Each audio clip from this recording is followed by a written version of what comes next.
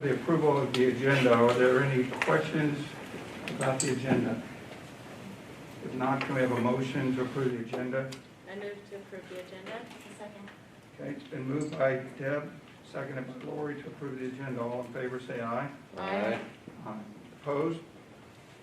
Okay, agenda's been approved. So good morning. My name is David Olson. I serve as president of the Peninsula School District Board of Directors. On behalf of the Peninsula School District, I want to welcome you and thank you for being here today, either in person or remotely. Your involvement and support as we move forward to select our superintendent is greatly appreciated. As you may know, our current superintendent will be retiring effective June 30th, 2021. We acknowledge that the fine leadership of Dr. Jarvis has provided us for the past 3 years, and we wish him well. We've been working on this process for several months. In October, we selected Northwest Leadership Associates to guide the search process. Our consultants met with staff, students, and community members to gather input into the development of a leadership profile based on the needs of the district and the desired attributes we are seeking in our next superintendent. The position has been advertised nationally. That effort yielded 29 applicants. The board thoroughly reviewed the applicants and will interview 5 semi-finalists today. We are thankful that we are able to conduct these interviews in person, following all district and health department protocols. The interviews will also be live streamed on the PSD website and YouTube channel. On YouTube, the stream will populate on the channel homepage once live. Details of the process, the applicant pool, and information about the semi-finalists are also available on the district website.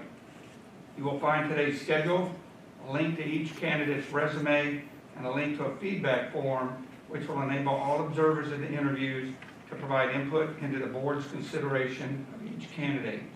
The board has developed a set of questions that will be asked of each candidate during their scheduled interview.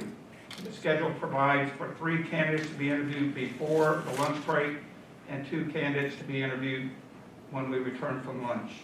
During the lunch break, the board members will leave the building and will not be meeting.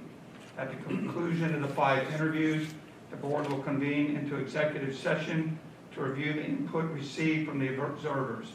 It is important that observers submit their feedback forms within 30 minutes of the final interview, so the board will be able to consider all of the observer input as part of their deliberations.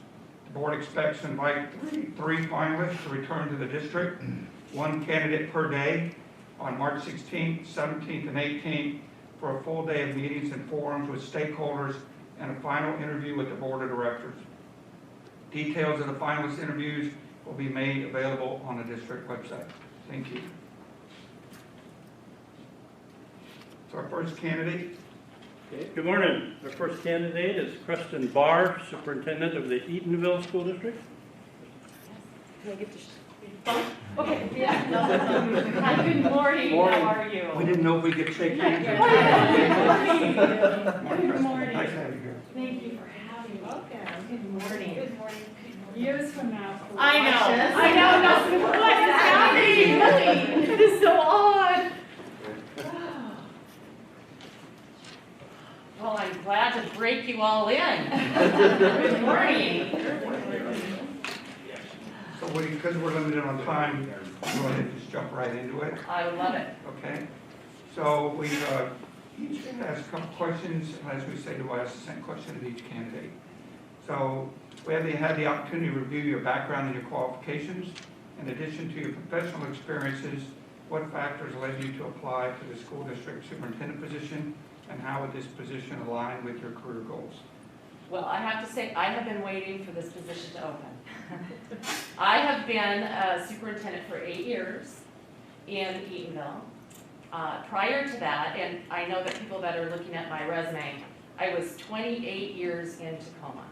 So there's a lot of different things that are not on my resume that people have currently right now.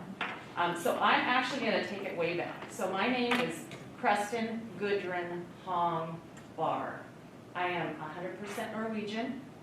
I was born in Northville, Minnesota, to 2 19 and 20-year-old parents who were at St. Olaf which doesn't mean anything to anyone unless you're Norwegian. My grandparents, the first 5 years of my life I spent living with my grandparents, and my grandfather is passed, but Dr. Hong and Edna, he was a professor of philosophy. So I was kind of raised in this small town, very close-knit, until my father enlisted in the Air Force and was an OSI officer. So going from that to being a military child, living all over, and in the 60s and 70s, we would move often.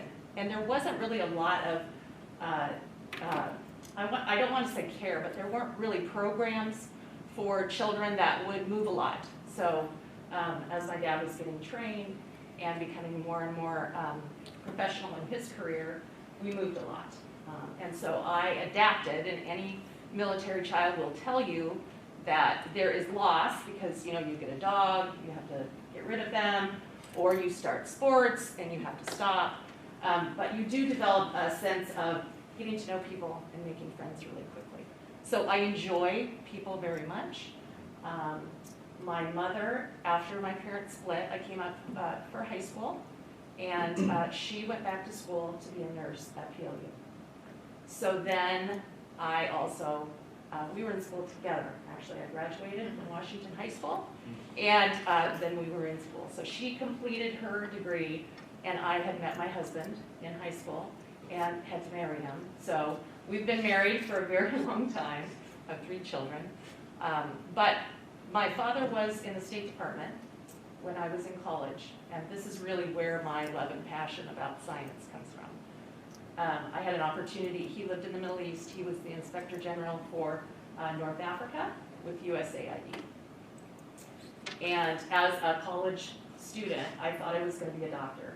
So I am a biology major, I love science, I love all aspects of it, I love chemistry, or even organic chemistry. Those of you that know that, thank you for laughing.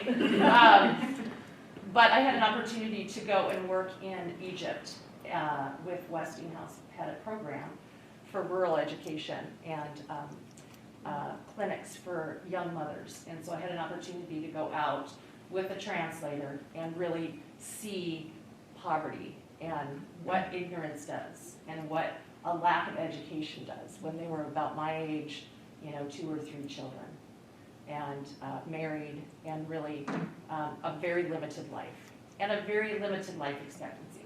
So I came back and switched my career to be a teacher. And so I committed my life to teaching science and health. So I was a science teacher and a health teacher in Tacoma.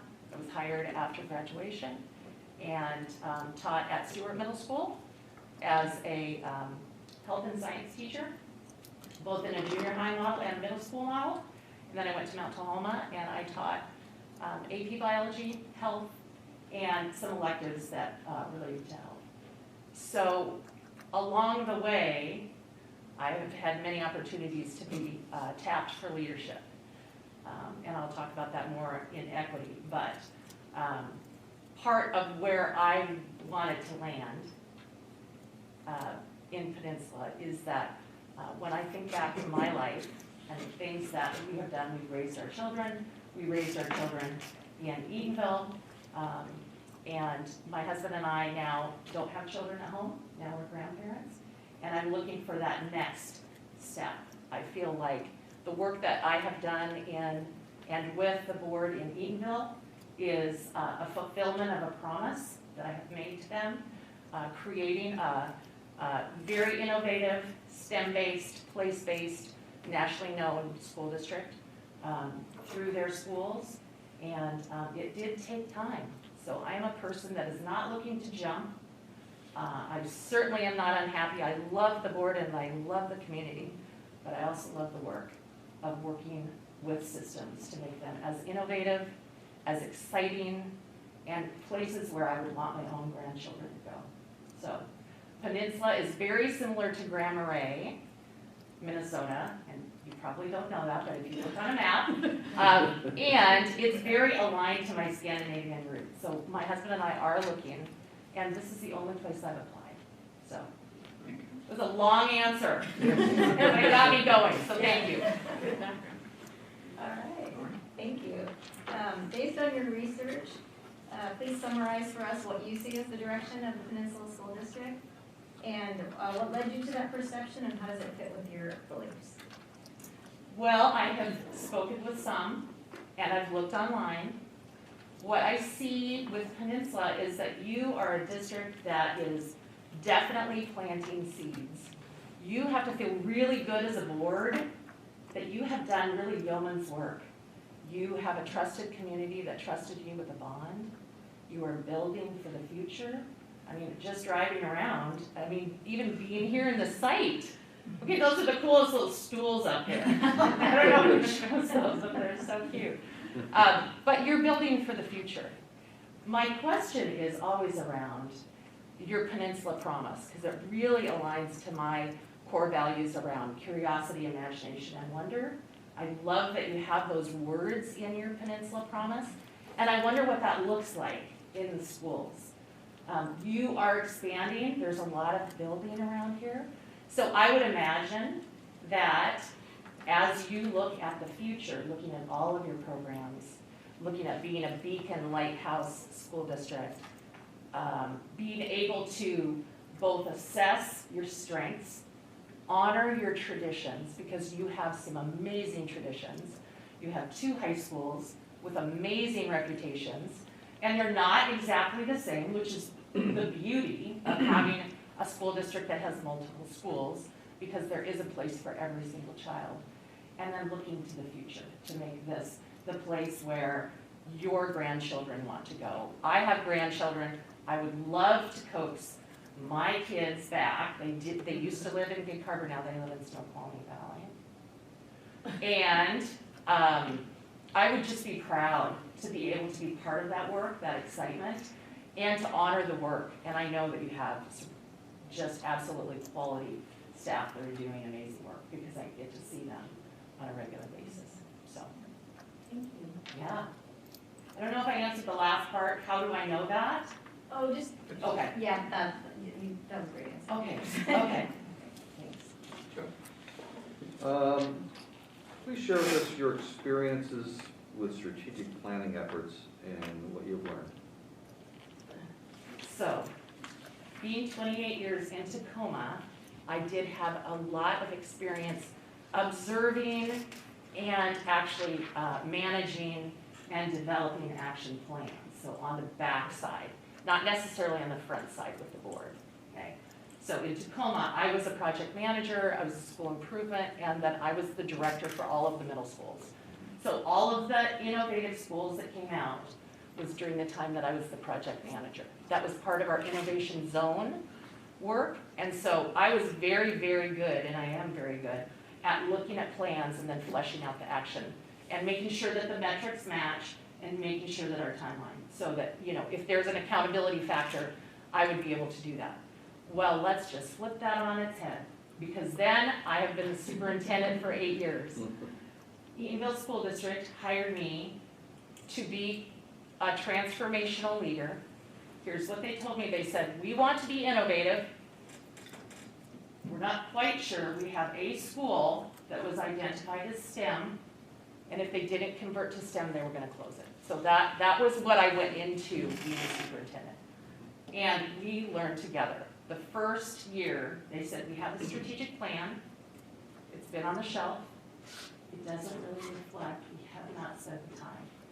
So I met with Monty Bridges, who was doing some active work with strategic planning, and he said, Krestin, you can do this work.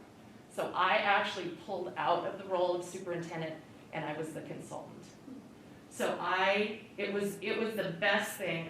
I don't know if I could have said that at the beginning, because I didn't quite know, but I think that the board would also reiterate, because we went through all of the WASDA standards.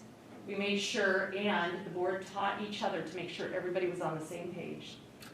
And then we had a visioning with just the board, and we talked about what you believe about kids.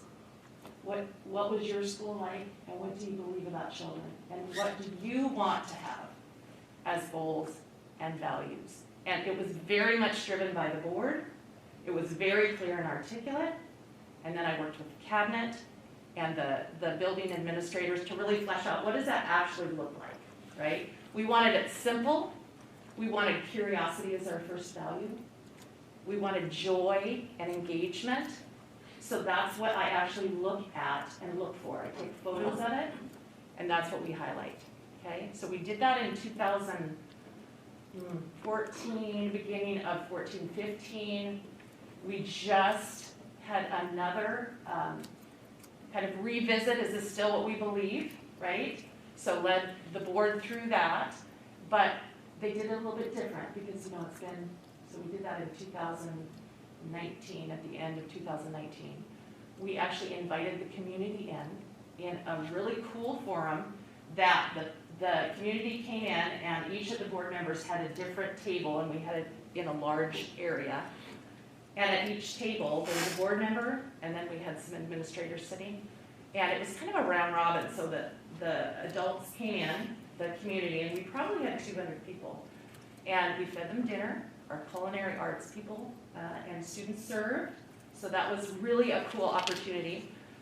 But we talked about, so the board had an opportunity to talk about the values and our 5 goals around excellence, and then they gathered information. And so we had someone that took, all the comments. We also had a survey. And out of that, then, they kind of repurposed their strategic plan, but gave the board some really good community input. So my experience with strategic planning is I'm not interested in doing something that's going to be put on a shelf.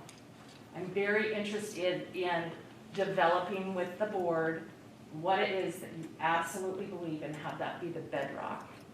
One last thing I do want to say is that we developed a mountain out of the strategic plan. So the strategic plan was fiscal and then the board goals. And then there's a visual mountain that has all of the aspects of school, but we all committed to 100% graduation. And so if there is not 100% graduation, it is my responsibility as a superintendent and the high school principal, and we do this, and this is turned into a really interesting dynamic because we wanted to know if children are not graduating, what has happened. So we have a story for each and every child that does not graduate. That is my commitment to the community, and that is my drive.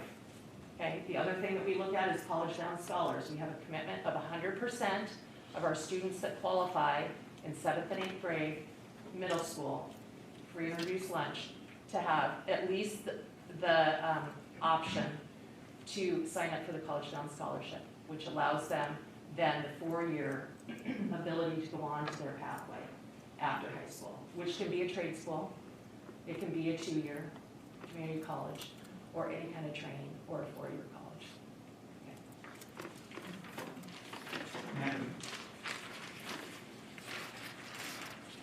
Okay, so switching to the pandemic. The pandemic has been challenging for educators and school districts to balance the interests of students and staff health and safety concerns.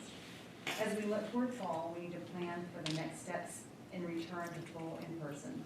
As a new superintendent, how will you approach this with staff and our community? Well, I want to thank your superintendent and your board for being partners in our testing program that we started in October. It's been almost a year, a full year, I think yesterday. It came up on my Facebook feed. I got a phone call because we were with our community groups, our daycare providers, our faith leaders, and we were in this meeting. And I got a phone call from OSPI, and they said, the governor wants you to stand next to him when we close schools. So, heart beating really hard, not understanding, thinking, I can't even believe this is going to happen. And that was only for 5 weeks. And here we are talking about the fall of 2021 to reopen in-person learning. So, a few things I'd like to say. I have been deeply, deeply involved, both at the state level from day one.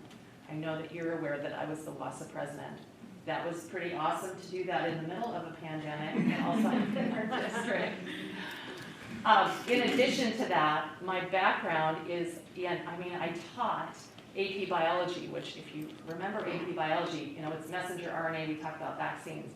So I have a very good sense of the science behind it. So I've been very, very committed in figuring this out.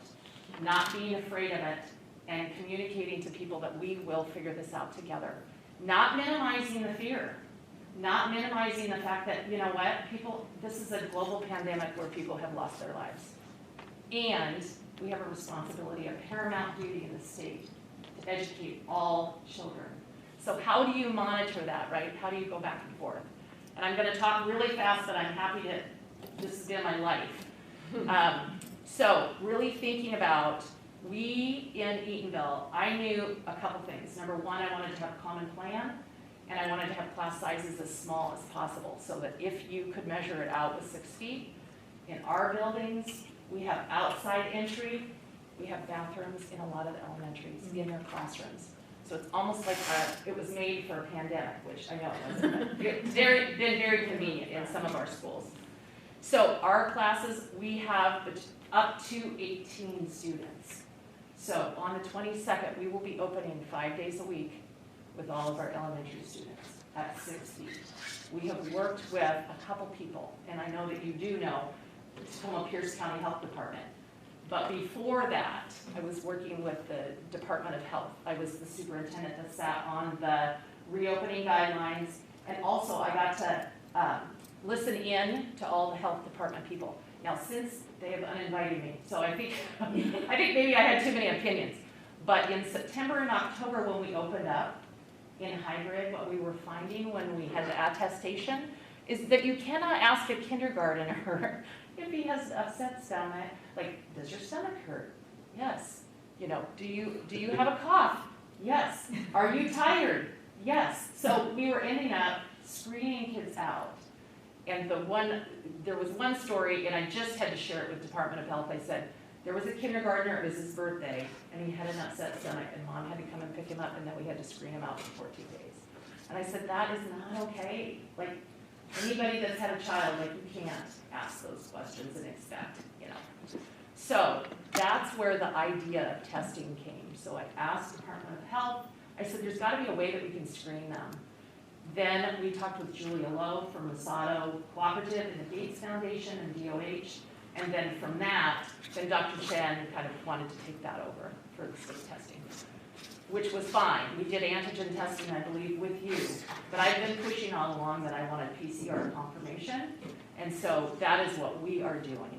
So we have PCR confirmation with curative. All of our staff use Everlywell every week, and we have done that since, oh goodness, since early January. But with all of that work, combined with the work that we've done with the IPAC group, so that's an infectious prevention antimicrobial consultants. They're out of Lewis County. There's an infectious disease doctor and 2 public health nurses. They have come out and worked with our staff around all of the aspects between cleaning and the products that we're using, how custodians are actually cleaning, how teachers, airflow, how they can do lunches safely, how they can do outside zoning safely, all of those pieces. We've had parents, and you can go online and look at all of these things. We had parent meetings, we had staff meetings, we've had Zooms and Zoom. But even this last week, we had them come out and do a site visit. They met with all of our people. So with that, our high school on this Monday will open up A in the morning and B in the afternoon. Until they change the 6-foot rule, we will not be able to not have some kind of hybrid because there's too many students, okay? Our middle school goes A, B, B, and then the next week goes A, B, B, okay? So that's a hybrid. Our high school kids can drive, so that's one benefit, but we're gonna see them 5 days a week. And then our elementary, as I said, will be opening on the 22nd. I'm committed to the safety and well-being of our staff as well as our students. So this Swiss cheese model will continue all the mitigating, certainly the 6-foot or 3-foot, whatever it is, masks. In addition to that, you know, I can talk all day, so I worry that I'm not gonna get through all the questions, but even today, after I interviewed, we have our 3rd clinic, vaccine clinic. As of today, all of our staff who have wanted to be vaccinated will have been vaccinated. So that also corresponds with really a feeling of I'm not gonna say safety, but it's a game changer when someone has 2 vaccines or 1 vaccine. So that really has been the direction we've been working with Kirk's Pharmacy. So I could talk a lot about COVID, so I will stop, but happy to do that if need be. Thank you. Sure. Awesome, well then I'll switch the subject. Good. To finance. Oh, good. Oh, yay. Okay. What challenges or changes do you foresee with public education funding in the coming years? And as superintendent, what is the formula to continue financial stability in the Peninsula School District? Well, I do know that you have an amazing business team. So I just want to shout out to them because they are an amazing group of people. So I serve on the AASA governing board. What that is, there's all these acronyms, right? So what that is that there's superintendents all over the nation. We're like delegates. We were elected. There's 4 of us, 2 on the west side, 2 on the east side. And twice a year, we go and meet with other superintendents. We're in Region 1, so we're kind of the West Coast people. We talk about finances. We talk about lobbying. We talk about all the policy. So the AASA governing board kind of oversees, and we work directly with the executive director, Don Demonich.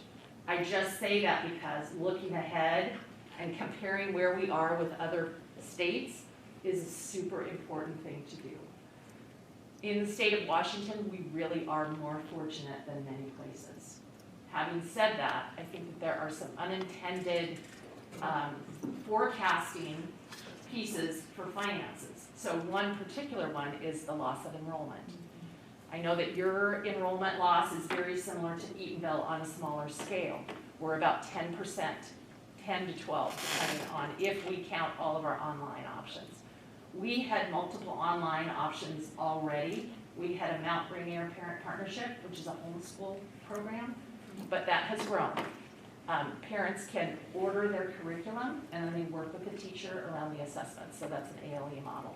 So we've had that for years and years and years, in fact, before I got there, so over 9 years. We also have our online system, and then we have people that just said, we're just gonna homeschool, or we're not gonna put our children in yet. So kindergarten, right, or preschool.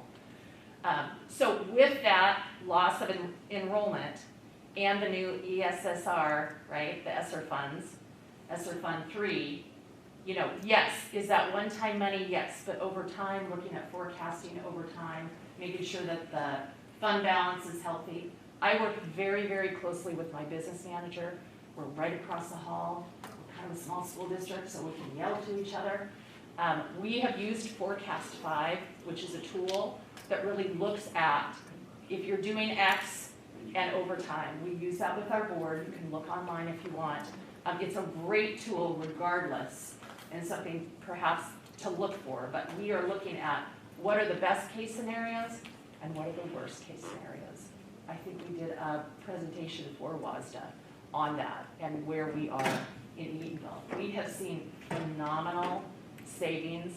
We have done some really hard work over the last few years and looking at staffing to the prototypical school model, looking at using attrition and retention. Those are avenues that are not as dramatic, but you have to be on that, and we have to. So in the future, what that's going to look like, I don't know. Either parents will say, I want my children to go back to public school, or they will make other options. And I think we're right here at a fulcrum that in public education, and I know that in Eatonville, people are very, very grateful that we have options. We have some families that say, this COVID, I'm not gonna put my child in. We have at-risk families, and we're like, we're gonna help you. However it is, if you need help, we're gonna help you with that. And it's not perfect.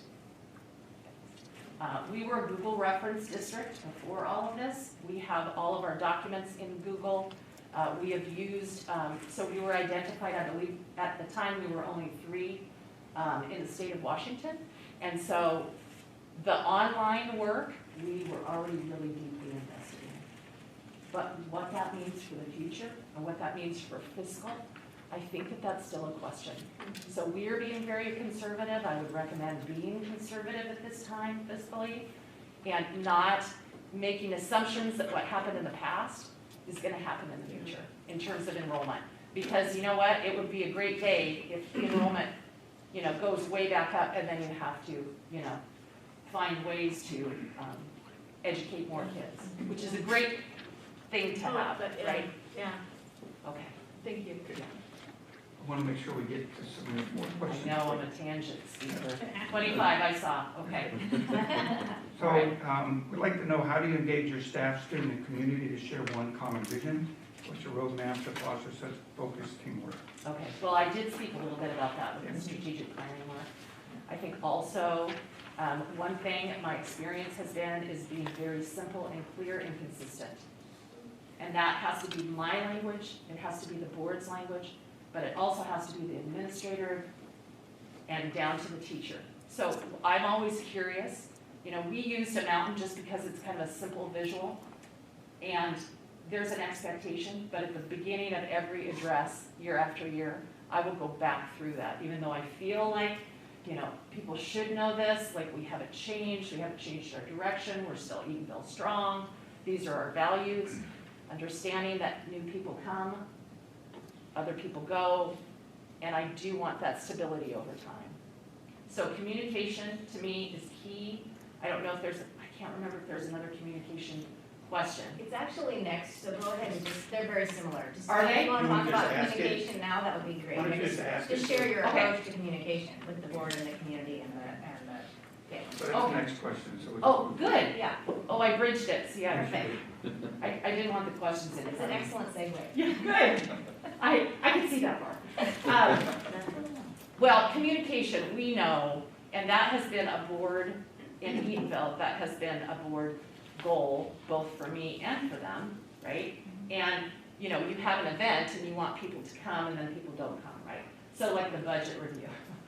Everybody gets invited and lo and behold, no one comes, right? It's not, so I do see that this streaming, there have been some silver linings in this pandemic. We've gotten really good about being able to broadcast. We had the opportunity, so in Eatonville, we've tried to be very innovative and capture this pandemic in ways that we did not know. So a year ago, on the 17th, I decided when we closed schools, and it was so uncertain, we closed on the 17th, but I decided as a superintendent, I still wanted that connection with families. And so, I don't know if it was a good thing or not good thing, and I really don't want people to go online because I always feel uncomfortable, but I started doing a read aloud. So I would read the book, to the kids, and then so I did that until we opened up school. So just kind of a simple thing. I believe in communication. So with the board, I text. I am probably an over-communicator. I'm very approachable. I want to know. I'm not the emperor, that has no clothes on. I'm very direct, and I expect that I want people to be honest and tell us how we can do better, because it is their children, right? It is their children. They love their children. They love their grandchildren. And schools should be places where people have trust and have relationships, and that you can't do that in like a year, right? I mean, I would ask the board for the next year, can I just love the community? Can I get to know them? Can I ask questions? Can I find out what's working? Can we figure out how this pandemic has affected children and their social emotional well-being? So communication is key. I've gotten very good. I have a Twitter handle.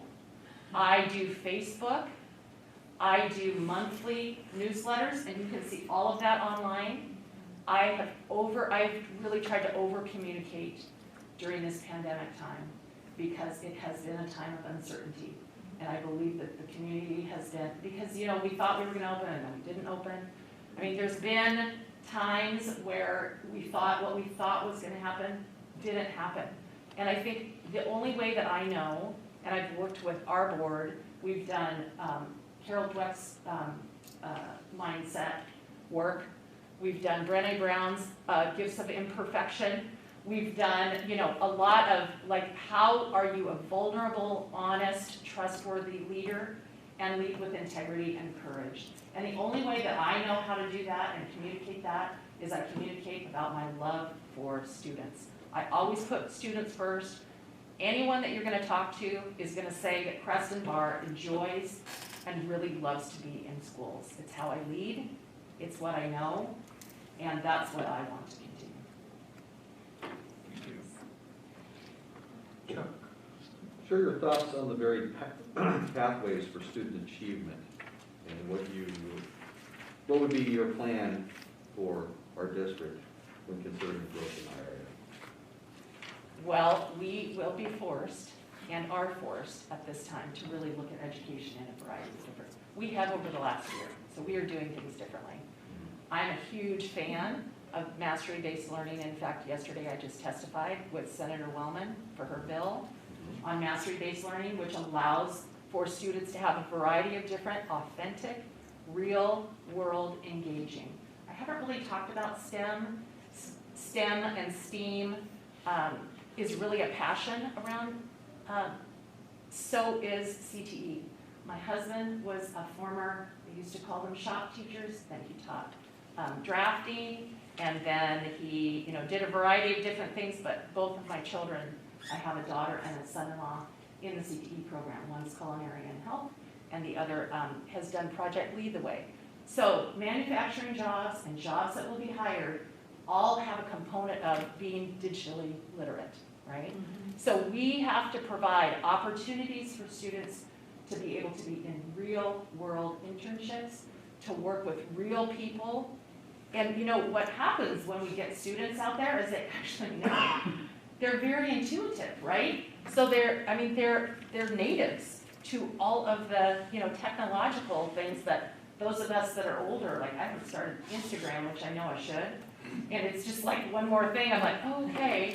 And then it disappears. So I don't know, what if I make a mistake, right? So I would say pathways, what we have looked at in Eatonville, we started way in the elementary. So we focused for several years just in the elementary. Getting in robotics, getting in coding, getting in some of the really technological drones. We did drone flying and drone coding. And then moving that up through the middle school and then up through the high school. So now we have computer science, AP, for all students that wish to take that. But really being literate digitally and being able to have the soft skills that employers want. They want children to come to work. They want them to be honest and trustworthy, willing to make mistakes, but own up to them. All of those 21st century skills that are so important, responsibility, and that's not going to be just in a brick and mortar classroom and learning something. It's doing project-based learning. It's experiencing those pieces. So I would say I would be looking at pathways, broadening pathways, and asking students through Student Voice, what do they actually, what is their passion? Because the jobs that we're preparing them for haven't been invented yet. And I guarantee that this is not going to slow down. I think the pandemic is going to change a lot of trajectories. So, okay, how many questions do we have? 24 more. We can do it. 24 more? No. Oh, 4 more. They're all- Okay, all right, okay, all right. Wait a minute, they were all How on, much time do we have? they were all on Instagram, now they're gone. 15? Okay. Wait, David, I know, that would be my fear, like, what? This is a big one. Equity and inclusion is a national focus in education. How do you identify and address equity, inclusion, awareness, and advocacy in the Peninsula School District? So equity and inclusion and diversity has really been my life. This is not a new thing, right? So if we go all the way back to being a teacher in Tacoma School District, I definitely had all the competency training. However, it's the actions by which we do for children that speak to the work that we do with equity, diversity, and inclusion. So let me give an example. Way back when I was at Mount Tahoma High School, that's when I really kind of first started my grant writing. So I love to write grants, and I love to get them, and I love to spend the money. So we wrote the Small Schools Grant for Gates Foundation, which divided school into 4s. But the real reason we did that is that we had very high free and reduced lunch, between 75 and 80%, which is very high for a high school. We wrote that grant so that kids would get any free and reduced lunch child would receive a 4-year scholarship to college. So that, looking at that through an equity lens, we were like, of course we're going to do this work as adults. We're going to do this and change lives. That's what equity, diversity, and inclusion is. It's looking at systems to say who is doing well and who is not doing well. And for children that are not doing well, just like you have your own children, sometimes certain children need more help, right? And maybe it's not all the time, but it is. So looking at systems by which historically and situationally, like with the pandemic, that children are not getting their needs met. So we look at things in systems of education, like who is graduating on time, who's not graduating on time. What's the data behind that, right? What programs and who is represented in those programs. So I sit on the highly capable workforce through OSPI as the WASA representative. And we talk about gifted and talented and who is represented. And through an equity lens. Okay, so that's one example. Looking at who's in AP courses, right? Allowing students to be able to have CTE courses. Who is being successful and then who is not. Who is graduating and who is not. Because equity is something that you do each and every day. It is not just this year. It is not since the pandemic. So my whole career, if you look at all of the pieces, has always been about getting those children furthest from educational justice. Whether it's racial, whether it's gender, whether it's athletics, right? Trying to remove barriers by which either children of poverty or children of color cannot be successful. Because all children, we are in a personalized situation now. We are not an industrialized educational system.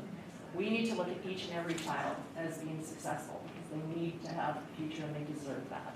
So that is my passion, and that is where equity, diversity, and inclusion sit. And I have a lot of experience in all of those areas. All right. Okay, we're good. 5 years from now, when I ask a parent to describe their child's academic experience in our Peninsula schools under your leadership, how will they answer? Okay. They will say that under our leadership with the board and the superintendent work, we have a lighthouse, nationally known school district that has project-based learning. Okay, I'm gonna throw out all this crazy stuff, okay? So, forest or outdoor preschools, okay? We have looked at our environment. We have perhaps something very similar. So in Eatonville, we worked with the Nisqually Land Trust to get a farm. So our students in middle school and high school who maybe aren't, need a different than a brick and mortar. So they are out at the farm, they get multiple credits, very mastery-based learning. So we would have options for each and every child at very, very high levels that has been recognized. We have gotten grants to support it and recognition, but even more so that each and every child that comes into Peninsula School District is cared for, is able to experience wonder, curiosity, and imagination every day. They feel a sense of belonging. They feel a sense of pride. They know that the adults in the system love them and want them to be successful. Even if maybe, so I was a middle school principal for a long time, okay? Even if maybe they aren't their best selves every day, and that families trust us, even though there are difficult things that happen. Like I've raised 3 children and I have 3 grandchildren. And I can't say all of my children did super great things all the time, but they all graduated, they're all college educated, and they're wonderful adults now, even though they tell me, when they were 13 how great they were, and I'm like, you were not. So that's what I would say. That would be my hope for all children to feel a sense of place. Great, thank you. All right. Real quick, you are aware of our ongoing efforts with capital projects. I am. So we still have major work ahead of us. How will your experience benefit Peninsula with capital planning and the projects that lie ahead? So there has not been a time that I've been in education that I've not been part of capital projects. I would say this though, I've always been part of the planning and then the building and then I've been moved. So like Mount Tahoma, I was part of the whole planning around that, working with the architects, walking through, visiting places, it was awesome. And then I became an assistant principal, right? So I've always been moved, right before the cutting, so I saw all of your hats and your digging. I was like, I haven't done that part yet. However, as the middle school director, when we were in the midst of our innovation work at the Tacoma School District, we built Baker Middle School, Gray Middle School, Stewart Middle School, and all of that work around that, and then reopening.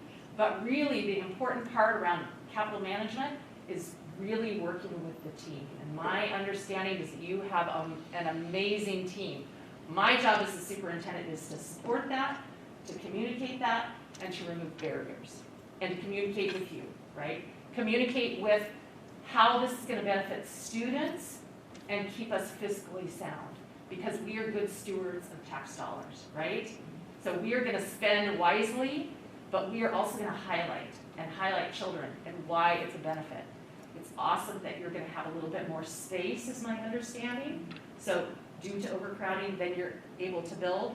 So I am on it. Like the first thing that I did as a superintendent at Eatonville, we had to rebuild the pool.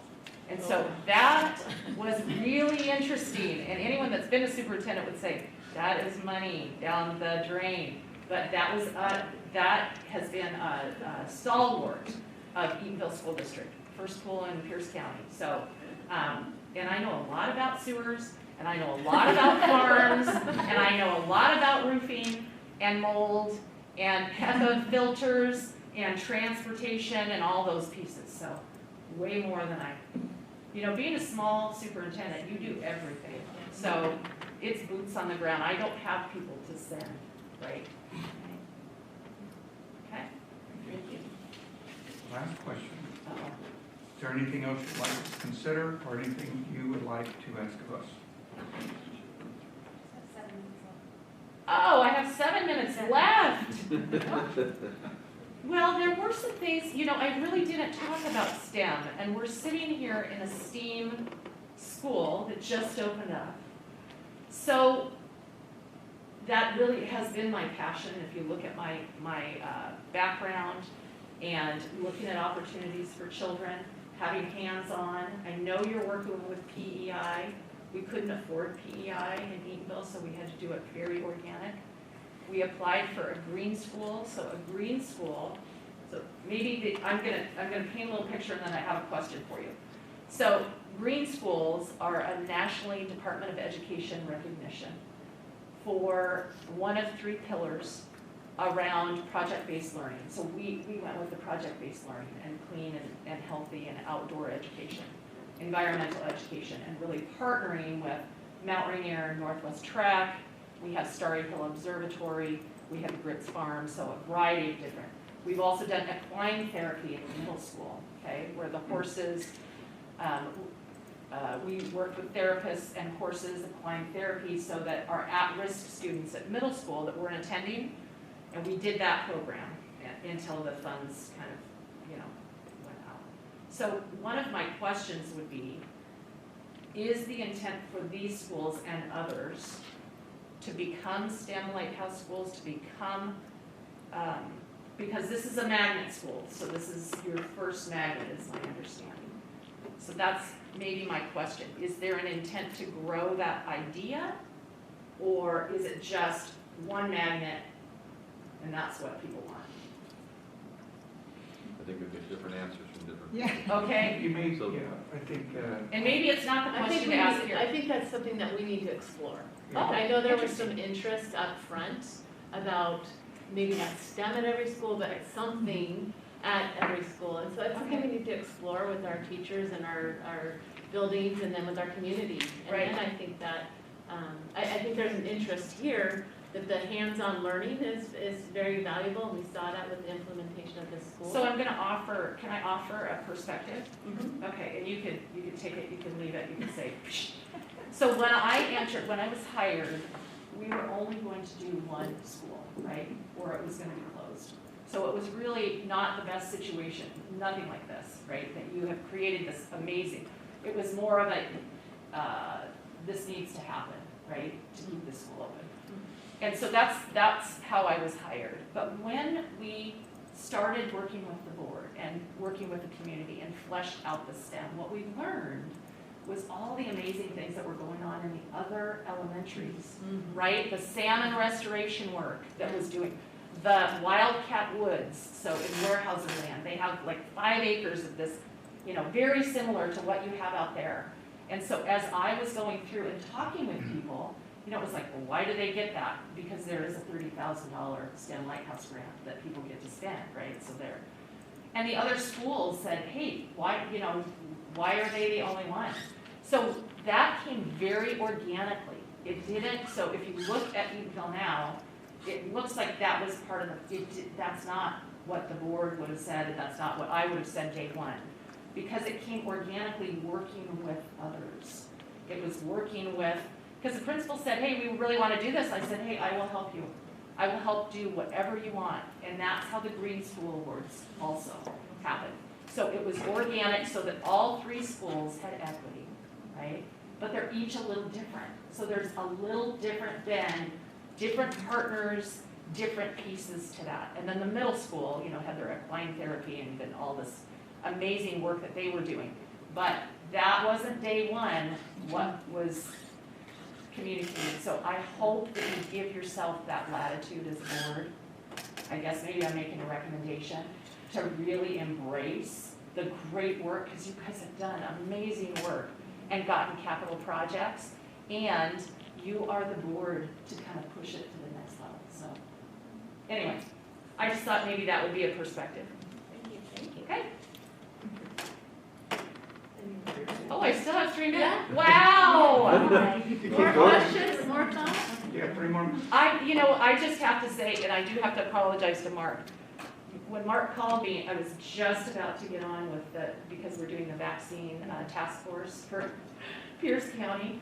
And I said, so I was really short, but I do want to just express thank you so much for having all of us in, all of the candidates. And thank you for doing the work that you have been doing. You have been great partners. And, Dr. Jarvis is, a colleague for sure, but I've known him for quite some time. So it's been a pleasure. And with that, I don't have any other questions. I didn't talk about athletics. I didn't talk about collaboration. There's a lot, so, but thank you. It was so nice to meet all of you. She's on the WASDA WIA committee, so good too. I am. Whatever. Yes. I probably got that out. I knew that. I knew it, right?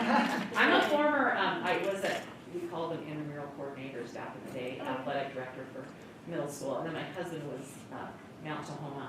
He was the athletic director, and then I've been a coach. So it's really a passion. Yeah.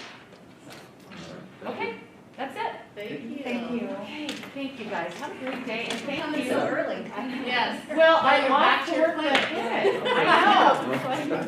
Oh, thank you so much. Thanks, Krestin. All right, I would shake all your hands. No, I'm gonna. Here, all right.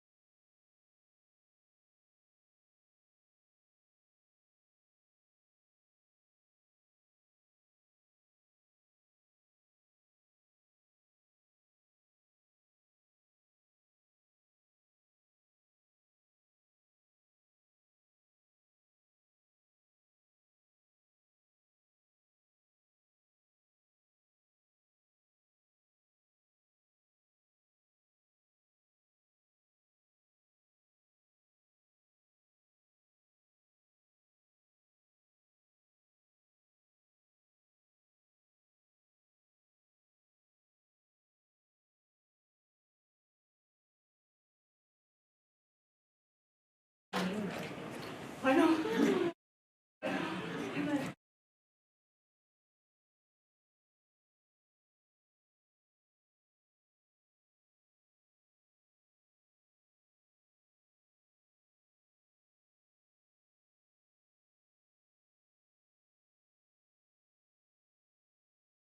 School district? Thank you. Good morning. Oh. Mr. I'm doing elbow. There we go. Morning, Ken. Good Good morning, to see you. David. Good to see you. Hi, good morning.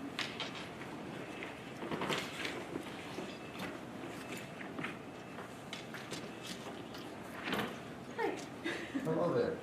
Okay, so have you been advised of the rules, what we're doing, how much time you have? Yep. Yes, she's gonna have it waiting for. Where's my? Should be right Hold on, here. I need to wait for the. Okay. Should be right She'll there. start. 1 second. 9:30. I just wanna make sure our timer is ready when you start. What's it? Yeah, I'm starting. Go ahead. We can let you see Okay. a little bit. You can go ahead, he's gonna. Go. Oh, You started. okay, all right. So we'll just dive right in for a second time. So we've had the opportunity to review your background and qualifications in addition to your professional experience. What factors led you to the Peninsula School District position, and how would this position align with your career goals? So I will start, the first factor is this is the Peninsula School District. I mean, that's the bottom line. I think that the question right now that I'm getting, and probably you're asking me, is I've been in South Kitsap for 2 years. And so why apply for another job this quickly? And I think it's important to, I guess, when we move to something, we're either moving away from or moving towards. And I'm not moving away from South Kitsap. It's been a great experience so far. We're doing a lot of great work. I'm very happy there. However, what I would like to do is move towards Peninsula. And I think that, again, I go back to this is the Peninsula School District. I think that says a lot about this community, about this district.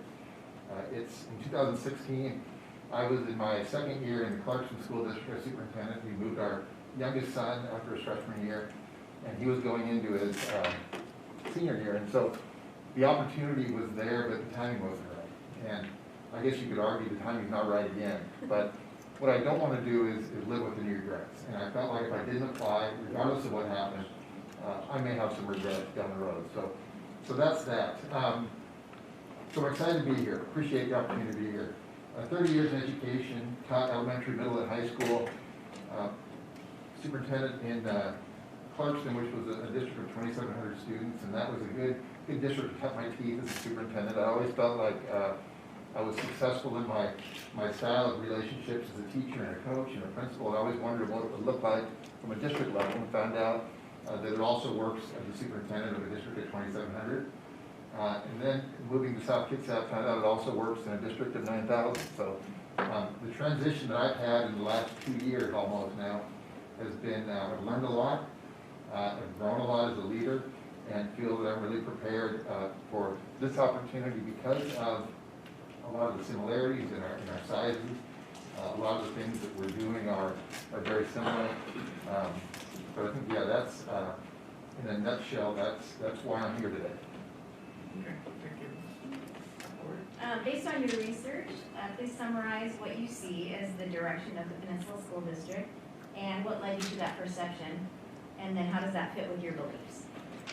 So I think it's on an upward trend, I would say. Upward trajectory probably is better to say that. I've kind of broken it into, there's 3 phases. And I've got 20 years now of really watching the Peninsula School District closely. And 13 really closely, and 7 from afar, but watching to see what's going on, because I care about the community and I care about the district. So I think phase 1, I think the district is entering into what I would call phase 3. Phase 1 was all the preparation, and in a lot of cases, some of the I'll call it lack of successes with bonds and things. Phase 2, I think the district is just kind of nearing the end of phase 2, which is great community support, successful bond campaign, and the thing that I'm most impressed with is not only did you deliver on the things that you said you were going to deliver on, but you did more. So those 2 middle school, that work was big, and I think that puts then the district into phase 3, which is now that the structure is there, what's going to happen inside the buildings, what's going to happen inside the classrooms, and I think that's the part that is exciting for me. My beliefs are I'm really a students first person. I think that's where we go. and every decision has got to be through that filter of students first. And so now, like I said, we're in the classroom, we're in the buildings, and what are we going to do with our students? And there's some questions here I know that talk about what's next with the pandemic and opportunities. But I think this district really is the standard setter for the state. And I think we've seen that in the course of the pandemic with getting students in early. K1, 2, I think it was September, mid to late September, K1, and then 2 came back full. I thought it was interesting yesterday, the governor's comments, it just doesn't matter to a district like Peninsula, it's already happening, it's already in place. And so, again, I think this district should be the standard of what education looks like in the state of Washington. And that's another reason why I'm here. I want to be part of a district and a community that truly values education, that is truly engaged in what's happening in the schools and what's happening in the community. So I guess that's where I see the district going, and I guess that's where it matches my beliefs too, that I think engaged and visible and connected school district to the community, and certainly that plays a role as superintendent too, how connected and visible I can be in a community. Thank you. No. I'm sorry. So please share your experiences with strategic planning, the efforts, and what you've learned. So I had the opportunity in my first stop as superintendent to do a strategic planning process. So led that process, and we created a 5-year plan with 1, 3, and 5-year checkpoints along the way. We were checking things off as we went, and so it was a good experience to see that we were making progress. And we had buildings did a 1-3-5 plan. We had the district had a 1-3-5 plan. The board had priorities connected to that. When I got to South Kitsap, they were really needing a vision and needing some direction. And so we took all this information that had come from probably 5 years worth of strategic planning that never had come to fruition. And we started putting that together. We created a 5-year plan last year that was implemented this fall. And it will take us through 2025. We call it Destination Top 5, and there's 5 elements in that plan. And I think that the thing that's important is that we've called out what we think are the 5 most important things for our district and our community: academic excellence, wellness, safety, stewardship, and community engagement. And I think the thing that, in the part about what have I learned, one of the things that I've learned in both districts is if you don't live the plan, it doesn't go anywhere. And I think actions are so critical. If you put a plan in place, in the old days, it was a big 3 reminder and it was a doorstop. And now a lot of times it's a link on a website. But I think it needs to be something that keeps being brought to the table. So one of the things that I've asked our leaders to do is anytime they bring something forward, even a discussion in a meeting is connected to the priority plan. Why are we talking about this summer school plan, and how does it connect back to our priority plan? We're talking about transitional kindergarten, which I know is on the plans for here as well. How does that connect back to the priority plan? We've got an equity committee. How does that connect to the priority plan? Budget. How does that connect back? So it really has become a living document. And I feel like I've got to be the main one who's hanging it out there to say, what does it look like? And working with the board, same thing. This presentation connects in this way. So I think that's the big piece that I've learned is it's got to be actionable, there's got to be measurements, and it's got to be out front at all times. And it truly is the vision for the district, and I think that vision has to connect with the heart as well as the mind. So I think that's an important piece too.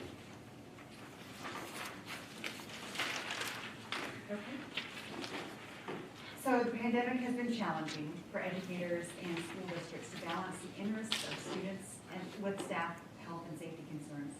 As we look toward fall, we need to plan for the next steps and return to school in person.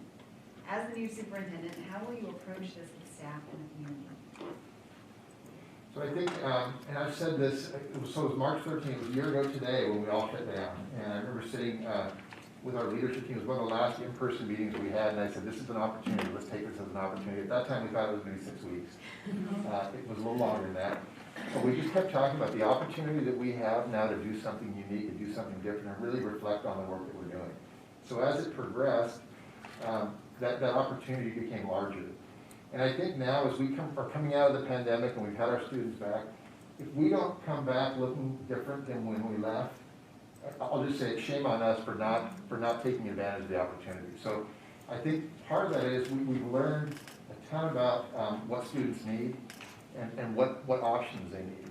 So I was talking to Connor upstairs, and he was saying, yeah, he's kind of enjoying the remote. He can sleep in a little bit. It's working for him. He's going to stay that way. I think as we look at the fall, I would love to see all students back. That would be my goal in the fall. But I would say also to have an option for students to choose some sort of remote way of doing things. And I think, as I think about what next steps look like, we're spending a lot of time talking about our ALE program. In our alternative high school, we have a K-12 online program. So what does that look like for the fall and the future of our students? So as I look at the Peninsula School District, certainly PIA is a 912. I would love to see that expanded. I think that's an important piece. I think Henderson Bay plays a really key role in this district, but what role does that need to play to really serve our students? So when we think about what the fall looks like, I think PIA and Henderson Bay are a big part of that. And then I think as we see the schools in this district, certainly Pioneer with a focus on STEAM and that learning engine idea, I think that's the next phase too, is to start to look at what do our schools really want to be known for and what kind of opportunities can we provide. And I think that, again, the pandemic has allowed us to really sit back and reflect and think about what our students need.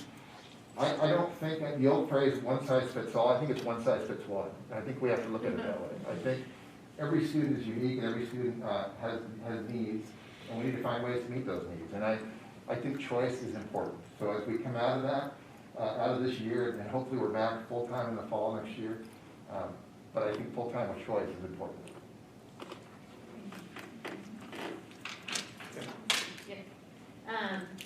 So what challenges or changes do you foresee in public education funding in the coming years? And as superintendent, what is your formula to continue financial stability in the Peninsula School District? So I focus on that part, continued financial stability, because I think there is financial stability, and I think Karen Anderson does a great job of taking care of the financial stability, but it is a team effort, it's a community effort to make sure that the district is stable. It's really an interesting time right now. We're talking about ESSER funds, and we're talking about enrollment stabilization, transportation stabilization, and what's it going to look like in the fall. But what's it look like long term? I think the projection in Peninsula is enrollment is increasing. That's a good thing, and that means revenue is increasing. But it also means expenditures increase, and I think that's the key to continuing that financial stability. Is it goes back to the strategic plan. When you have a vision for how you want to move forward, then I think you tie everything back to that strategic plan. So it forces you then to really make some tough decisions financially to make sure that the district stays stable and continues to improve down that path. And I think there's the capital project piece, which is another question here, but I think that's another thing. You've got to keep momentum. You've got to keep things going in that way. And so the other thing I guess I would just add to that is when we implement something, usually anything implemented has a financial cost to it. And I see Krestin over there, the technology piece, one-to-one. I'm sure there's discussion right now about how do we refresh those one-to-one devices. That's got to be something that's constantly on our minds. How do we keep things going at a high level? And again, it goes back to if the Peninsula School District is going to be the standard in the state of Washington, how do we keep that going so that we don't have a dip of whether it's technology, facilities, academic programs, curriculum, opportunity for students. So I think that's just got to be focused back to the strategic plan, the vision, what do we want to accomplish, what's our purpose, and then make decisions based on that. So that's the lens that we look through. Thank you. It's my turn, I'll finish my notes.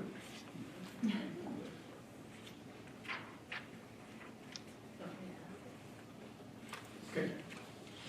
So how do you engage staff, students, and community to share one common vision, and what is your roadmap to foster such focused teamwork?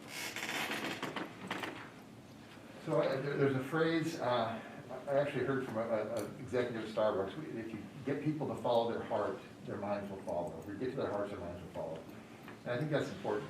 I think anytime you have a vision for where you want to go, it needs to be known. It needs to be something people believe in. At South Kitsap right now, we started with what we call the ABCs, alignment, beliefs, and communication. and everybody knows what those are. We feel like we need to align our schools and align our district. Doesn't mean we have to be the same, but we need to be aligned so that we're moving in the same direction. So if you go from Voyager to Evergreen, you're going to get the same type of experience. Maybe it's a different experience, but same standards, same expectations. So the alignment piece, I think, is important. When you talk about that common vision, there's a belief element to that, and I think what do we really believe about ourselves? What do we believe about our community? What do we believe about our school district? And I think that's a really important part as we move forward in any kind of vision, is that we have a common set of beliefs that allow us to move in the right direction. I think the next piece of that, once the district has that belief, is the community part, that the community needs to believe as well. And then the C is the communication. We've got to be masters of communication. One of the things we've learned through the pandemic is you can't communicate enough. And so we've got to continue to find ways to connect and find ways to communicate. Some of the things that I've done to connect with the community, I think you have to be visible, you have to be present. And you have to go to the community rather than always asking the community to come to us. One of the things I did when I first got to South Kitsap is we have commuters that take the Southward Ferry to West Seattle. And they get on that thing at 4:45 or 5 o'clock in the morning. So I rode the ferry a couple of times, just trying to talk to people. What's your experience with South Kitsap School District? What kind of things do you need from a communication standpoint? Did just some kind of goofy things. We did soup with the soup when I was in a different district, where I would invite community members in and we'd have soup for lunch and we'd talk about specific topics, met at coffee places to connect. I think one of the things that I bring to the table here as far as engaging staff, students, and community is that I know the community. I'm currently, my family and I are engaged in the community, whether it's church in Gig Harbor or dentists, doctors, haircuts, not me, but my wife gets a haircut in Gig Harbor.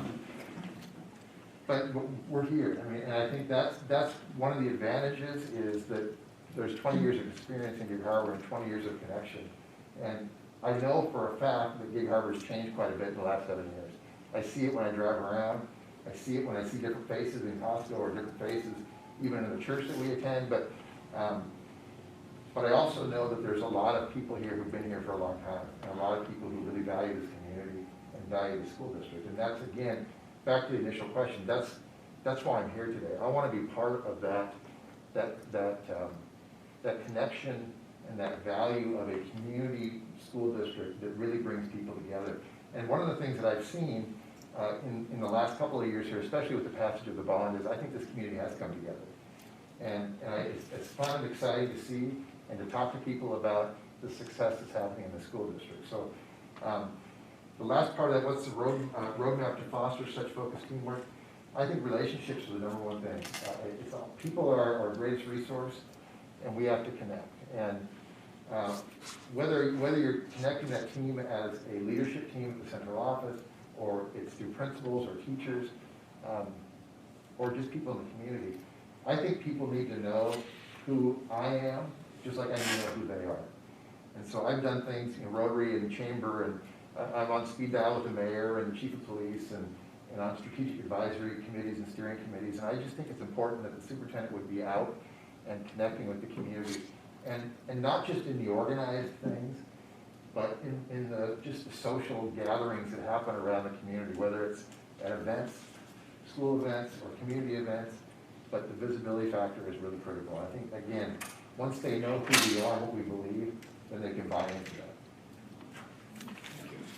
This is kind of a follow-up question. You touched on some of it, but maybe you could just take it in a different direction.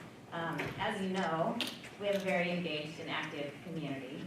If you could share your approach to communicating and engaging with the board, staff, families, and community. I would add, you sort of talked about ways that you've been visible out, but maybe specifically relating to communications and interactions with specific groups. Okay, so I'll start with the board.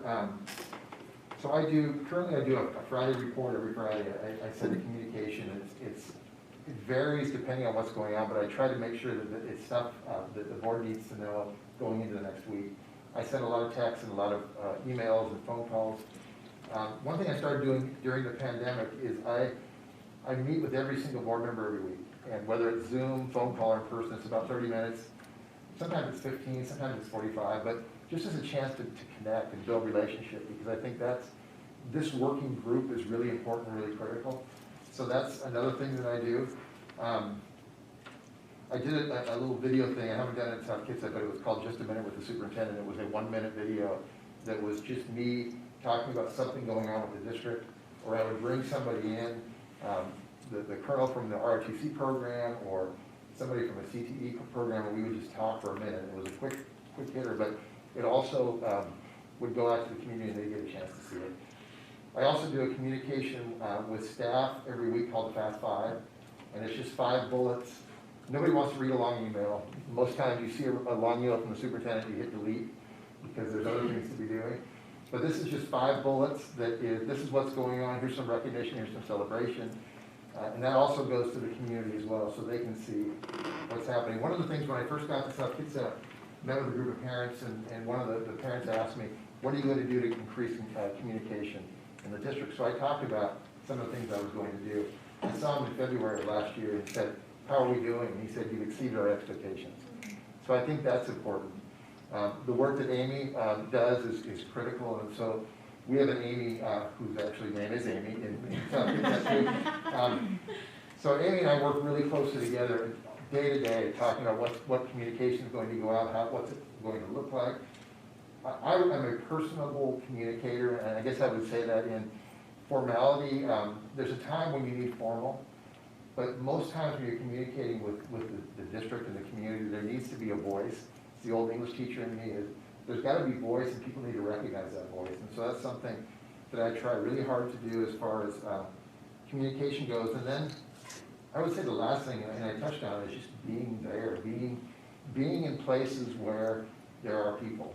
And it's always weird to go to, when we moved to Port Orchard, you don't know anyone at the store. That's a weird feeling for me, because I spent 13 years living a mile from the school where I worked, and I went to Target and Costco, and it was, you can't get to the store. And I love that part of it. So I want people to know who I am, and I want to know who they are, and I want to be where people are so that I can engage, because I think it's a representation of the district. Anytime any of us are out in the community, people are learning and gaining trust and respect for the work that we're doing. And I think that's an important piece of it.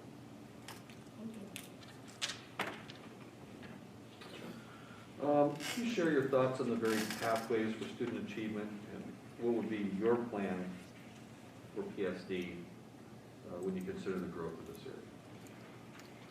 So I think I talked a little bit about the pathways, and actually, Chuck, at a board meeting recently, you talked about just the idea that we need to reach those students that are struggling. And we've got students who are excelling remotely and some that are really struggling. So I think summer school is the foundation piece. What are we going to do? We're working on a summer academy that combines professional development for staff with an opportunity for students. And these are not the students that are necessarily succeeding academically. These are the ones that need some face-to-face and need a little more, I don't know that learning loss is kind of the buzzword right now. I think there's been a lot of learning gain, but we've lost in the traditional ways. I think that students, again, but it goes back to that one-size-fits-one. Students need opportunity, and they need, there's the career pathway and the college and career readiness, and they need to have those things laid out for them so they can start making some choices. So again, I go back to what is PIA going to look like in the future? I think that's a big question. How is Henderson Bay fully utilized as an alternative school? I think a lot of times it's a second choice for high school students. I think it could become a first choice because of the programs that are offered. We're working with altitude learning right now, and I know Peninsula is as well. And that theme, we're going from a full ground floor district approach, and really that idea of learning engines. What are the things that these schools are going to provide for our students? And get some excitement and some energy behind that. So again, I go back to when we come back to school in the fall, we better look different than when we left, because I think our kids have different needs than they did a year ago. And that's through K-12, through whether it's transitional kindergarten or CTE programs, ALE, alternative learning, or just programs in the high school. What does a high school look like? Part of me thinks that a high school, the freshman and sophomore year could be more traditional, or junior, senior, maybe it could look more community college-like. That has a little more flexibility for those learners that have to work and do different things. Big proponent of things like Avid and Project Lead the Way and AP programs. So, and STEM certainly is it's what we're doing in all of our schools, but I think those things are really important. And so the last piece I would add to that would be, when we think about student achievement, I think the arts are hugely critical. I think extracurricular activities, there's such learning opportunity there. I think that when we talk, a lot of times we think of achievement as being what happens in the classroom with the reading, writing, arithmetic, but there's so many things that are happening, even clubs and activities are opportunities for achievement and leadership. So, thank you. Equity and inclusion is a national focus in education today. And so how do you identify and address equity, inclusion, awareness, and advocacy in the Peninsula School District? How would you? I think equity, when it really comes down to it, it's all about us. It's all about us as people. It's how we see ourselves and how we see others. And I don't think any equity campaign will work unless the people decide to change their hearts and their minds. And when I think of equity, certainly in the news, social justice issues are there. But equity deals with gender and with race and with disability and ability and socioeconomic. And I think it even goes to the ACEs, the adverse childhood experiences. There's opportunities that some students have and some students don't. And I think when we talk about equity and inclusion, I think there's three pieces as we come into the fall of 2021. Academic achievement and that learning loss piece, social emotional learning, which I call wellness, and then the equity piece. And we've got to figure out ways to treat each other, love each other, treat each other with respect. I mean, I don't know any other way to say it, but that's the basis of that. So with that being said, that's a big piece of our strategic plan. We have it called out that we would have an equity committee. We put that in place last spring, and then our union said we want to have an equity committee. So I think when I look at what could happen in the Peninsula School District, I think it would be important to work with union groups and community groups to form a group of kind of an action group committee that will really work on this idea of equity. Because if you look across the Big Harbor Key Peninsula, there are equity issues, and I think they're only going to increase. So it's got to be at the forefront of our conversation. It goes back to our beliefs. What do we really believe about ourselves? What do we believe about the people that we work with?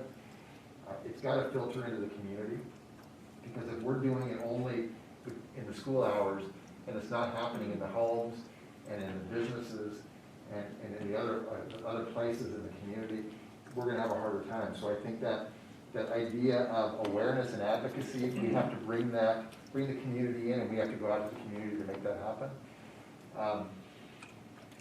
Again, I really try to stay away from just one element of equity, because I think it's so broad, and I think we're finding that it's becoming more and more broad as we move through it. So there's some things we're doing with Character Strong. I know some Peninsula people have been involved in Character Strong, which is a social emotional learning. I don't even want to call it a program, because it's more of a philosophy. But it really deals with how do we lead, deals with how do we treat each other, how do we respect one another. And I think that sounds simple, but extremely hard to teach people to show respect. And I know personally, part of my growth, I think, as a person over the last year plus, just watching what's going on in our world, has been that just how I reframe what equity means to me. And I've always felt like I'm a pretty fair person when it comes to that idea. But I think we all have things to learn. I think once we look inside ourselves and admit that, whether it's individually or as a group, I think we're going to grow. Okay. So 5 years from now, when I ask a parent to describe their child's academic experience in our Peninsula schools under your leadership, how will they answer? I would hope that the parents would say that their children were loved and respected and had just a ton of opportunities to do what they wanted to do. And again, going back to the equity question, I think when students go through the system, they do need to feel like it was a successful experience. I was just talking the other day about high school, and some people's high school experiences are not positive. And so then their kids don't have, the reflection on that is they don't have a positive experience for their own kids. So I would hope that they would say, that they would recommend the school district to people who are outside the community and want to be part of it. I would hope they would feel like they were part of it. That they were part of the district and they were part of their child's education. That they felt like they were communicated so well that they were able to really feel like they were part of it, that they were included. At the same time, I also would hope that they would say that their students felt empowered and felt like they were owners of their own learning. I think that's one of the things we push for is in a learner-centered approach. Learners need to have some opportunity to take control and ownership in their education. So obviously, we would hope that it would be positive. I think the other piece that I'm finding now in my career that I'm really getting the most satisfaction from is when I see a student that I had years and years and years ago, who now has got his own family or her own family, and they're, whether they've got students that are in the system already or going to be. So that's a little longer than 5 years, but I think that really is our ultimate goal, is that these students are still active members of our community, that they're now friends of ours and community colleagues, not just teacher-student relationship. And I think that, again, that just builds a community. So, yeah, I probably went all over the place with that answer. Yeah, that's good. All right, so you're aware certainly of our ongoing efforts with capital projects, and we still have major work ahead of us, Yep. as you can see. Yep. How will your experience benefit Peninsula and the capital planning projects that lie ahead? So we're in the midst of a capital levy follow-up. We're in year 3 of a 4-year capital levy, so we're constantly tracking and monitoring those capital projects. And I think, again, I mentioned that the $198+ million bond and to build 4 elementary schools, and it was done so well and so efficiently that 2 middle schools were also taken care of. That speaks volumes to the community. It also speaks volumes about the district and the work that's happening here. And maybe it's just because I'm getting older and time goes faster, but it seems like those buildings went up so fast. They have. So that's exciting too, and I think that's one of the problems with any kind of capital projects is you put them out there, and then you have to wait and see them come to fruition. It doesn't seem like it's happening that way here, which is exciting. I've worked with both Jeff and Jesse at Green Gasaway before. I know their work, I know how they work, I appreciate the way they approach projects and jobs. I agree there's still work to be done, and not just work in the cleaning up of the projects that are happening, but there's other schools out there. And I think one of the things that whether it's new programs or facilities that people start to think, what about us? When are we going to be next? And there's 2 comprehensive high schools that are going to need some work at some point. There's other middle schools and elementary that are going to need some work.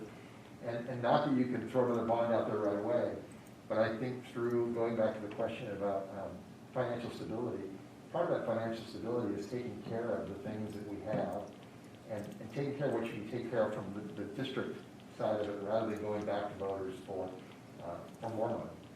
So I think my experience at Benefits Peninsula is, like I said, working closely with people that are working on projects here. Currently working very closely on capital projects. We've got a pool right now that is, we're working hard to come in on budget with that. We're gonna come through with promises made, promises kept. The things that we said we were going to do with the money that we got, we're gonna follow through and get it done. And we're gonna play a little shell game to make sure it happens. But I think it's key. The money that the voters have given the district has to be the money that goes towards the projects, and the project has to be completed. So. Yeah, I think that's, just experience as a principal in a building when that was happening, experience as a superintendent watching projects be completed and planned and those kind of things. And then phase 3, like I said, phase 3 of the district right now is what's going to happen with the inside the building for what's next. That's always got to be the next piece of growth. Okay, so last question. Okay. Is there anything else you would like us to consider, or anything you would like to ask of us? So I've got 2 questions, and then I've got a closing statement I can make. The first question is, What do you think is the most important piece of the board-superintendent relationship? And that can be one person answering, or it could be everybody. I just curious what the, more of a belief I or know philosophy. for me, as the senior member of the board, serving the longest, not necessarily the oldest, but the longest, for me, it's a communication and trust. So being able to trust what I discuss with the superintendent, maybe sometimes it's personal and will stay that way, and communicate so that the superintendent is not out doing things unilaterally without board knowledge, so that we don't get caught off guard by something that was going on. So those are the two biggies for me, is communication and trust. I don't know if anyone else has. I mean, obviously, communication is trust is huge, and I think if that's there, I think one of the things that I appreciate in a superintendent board relationship is the ability to explore with each other, you know, to bounce ideas off, and learn from one another. You know, here's what I'm hearing out in the community, what is happening in the schools, and how does that work together? So I appreciate those conversations. I'll jump in as the youngest and one of the most, one of the newest on the board. I will echo communication and trust, and being so new to this role, the ability to ask questions and learn and make sure that we're making decisions that best reflect the needs of our community, our staff, and our students, and feeling comfortable with my vulnerability and not having all the answers, but having all the questions. No, I would say the same, it's a theme, but communication for sure, and just respect, which is really goes with trust, but, you know, knowing that you mean what you say, and that same for us, and that just creates a really healthy, you know, working relationship, as I see it. But communication is just huge, so there's no surprises. You know, you don't learn something in a mass email to the community that you didn't know before. Yeah, I just have to mimic what they said. She threw in respect, and that was one of the things I was going to mention. You have to be able to respect each other. Well, I'm gonna add humor. Yeah. Like, let's not take ourselves so I would say, seriously. I was gonna add that too, because one of the things I Yeah. appreciate about this group is I've watched board meetings that you do have fun together, and you laugh a lot, and whether it's the beginning of a meeting or something that comes up in a meeting, so those are healthy things. I also think that, just watching and hearing about the engagement you have in the buildings is important, because there's a communication piece that goes with that too, that I think is really valuable. One of the things that I like to do every year is I choose a word, a single word that is my vision word for the year. And then I've asked our leadership teams to do that year after year. So 4 years ago, my word was purpose, and then it was intentional, and then it was empower, and this year it's push. Because I really felt like we need to start pushing forward. So I would ask all of you, if you're game, if you think about the vision for the Peninsula School District, what would your one word be moving forward? Put you on the spot. You need that right now. Inclusive. Inclusive.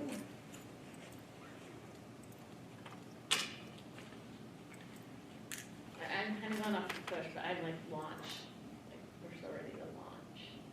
What was the word? Launch. Launch. I don't know why, it just came in my launch, like just go. Like there's so many opportunities that lie ahead of us, and I think let's do them. I would say innovative. Yeah, this just popped into my head, just growth is the word that comes to mind.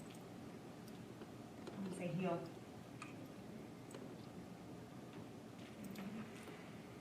Those are good. I mean, I would, from my outside perspective, I would say those are the things that I see. And I guess in closing, Amy, do I still have a few more minutes? Yeah. I would say, I think I've built my 30-year career on building culture and building teams, and I think culture is where you start, and then strategy follows. And I think that's so important in relationship. And I know, whether you're talking about Peninsula or South Kitsap or somewhere else, relationships that we have with the people that we work with and the students in our community is so critical.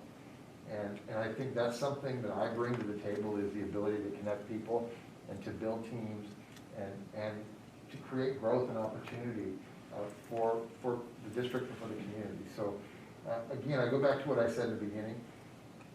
I wrestled with the decision to apply because, and Laura, you said this, you believe that you do what you say you're going to do. And I said some things 2 years ago about wanting to be in South Kitsap. And I still stand by that. But again, the draw to have an opportunity, even though the timing isn't perfect for me, it might be the right timing in another way.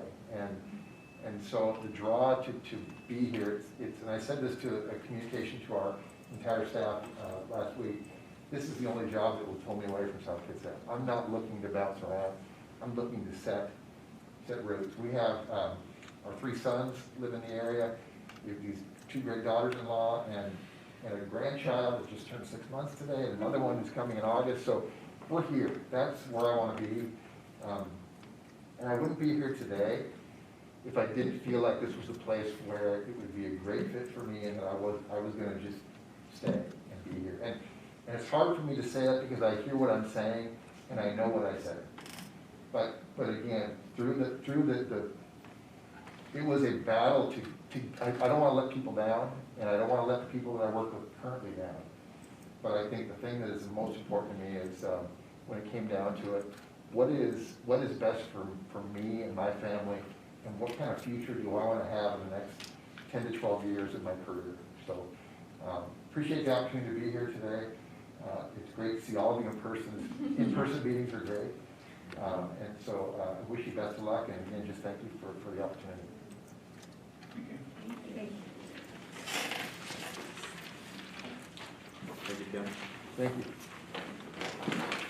You want to air Yeah.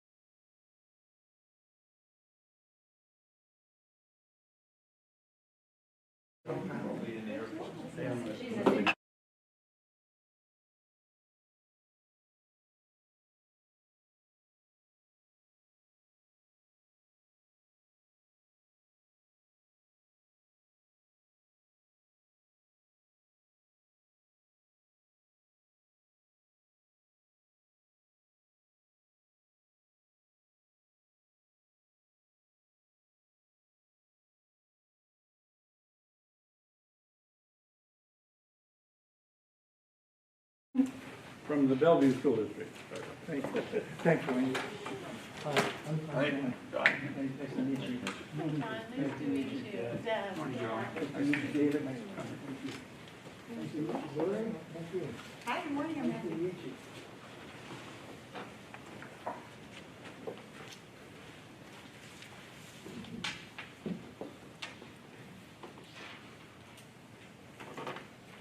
Good morning, John. Good morning. So for the sake of time, we'll dive right in. And I know you've had a chance to review the questions. And so we've had an opportunity to review your background and qualifications. In addition to your professional experiences, what factors led you to apply for the Peninsula School District Superintendent position, and how would this position align with your career goals? Well, it's kind of interesting. I'll start with when I moved down here from probably saw my resume from Canada 15 years ago. In the early days of my residency here, one of my daughters had a soccer tournament at Gig Harbor High School, and so in between games, I didn't know any of the parents, so I just drove around and explored, and I was kind of blown away by the beauty of the region. It just kind of captured me, reminded me of my hometown kind of. And sort of since that time, I've kind of kept my eye and thought, it would be really cool to live in the South Kitsap Peninsula. And so that was kind of I've always had this interest, and I've been a freak, my wife and I have been kind of frequent visitors to Gig Harbor and the region. So that was sort of that kind of piqued my interest. And then, of course, when this position came up, I was excited and started in on my research. And of course, these days you go to the web, and first of all, your website is awesome, super easy to navigate. And in these strange times that we live with masks in this pandemic, I had the opportunity in my research to observe a couple of board meetings on online recording. And by the way, even with the mask, you kind of look the same. A classic moment, Deb, your son was outside the door in one of these meetings. It was hot. He kept on looking, trying to figure if you were busy talking. So, as I kind of delved into learning about the district, I became really, more and more excited. Some of the things I know from being, in the region, that this district's got a very strong reputation for academic excellence, graduation rates, et cetera. But the research, and especially watching, those board meetings and having the opportunity to hear how you interact and to hear from the staff, I was really impressed, with you as a board, with the staff and how they present, the passion that people have, the expertise that people have. And, this is a really strong, community. It's kind of a unique community in that it's a community of communities, and that is really kind of appealing to me. I think the size of the district is appealing to me, in that it's large enough to provide lots of opportunity, but small enough where I would know every staff member by name. Then I think last, the community support that you have. I know you've recently passed a bond and a levy. This beautiful facility is a classic example of that. So I'm really excited about the opportunity. I'm a school guy. I was a principal for almost 20 years, and that long-time school experience, I really believe, is the best experience for the superintendency. And I'm at that stage where I'm ready to lead from that perspective. Thank you. Based on your research, if you could summarize for us what you see as the Peninsula School District, the direction of the Peninsula School District, and tell us what led you to that perception and how does that fit with your beliefs? Well, there's a tremendous foundation, that's pretty accurate. And again, the evidence is, partly in the results, and partly, you can tell how people interact. There's a lot of pride and a lot of, a sense of accomplishment. There's a clear sense of purpose and shared commitment. That's kind of evident. So, that foundation is powerful because it can be maximized and leveraged to address the challenges that, you know, that face not only Peninsula, but every district. So when I look at those excellent student outcomes, you know, and the social and emotional outcomes are a little bit harder to kind of determine, but the academic outcomes are strong, but it's not like there isn't room for growth. And I think at the end of the day, you know, the best student outcomes that we can achieve are important, and not so much at the aggregate level. For each child, for each graduate of this system to have had an experience and a learning experience where they are prepared to take on the complex world of today is kind of what, you know, what we're all about. So I think a lot of it really would be really listening to staff and the community in terms of what people believe are the challenges and opportunities in front of us as a district. And then really kind of maximizing that strong foundation and using that as the opportunity to pave the way to meet those challenges.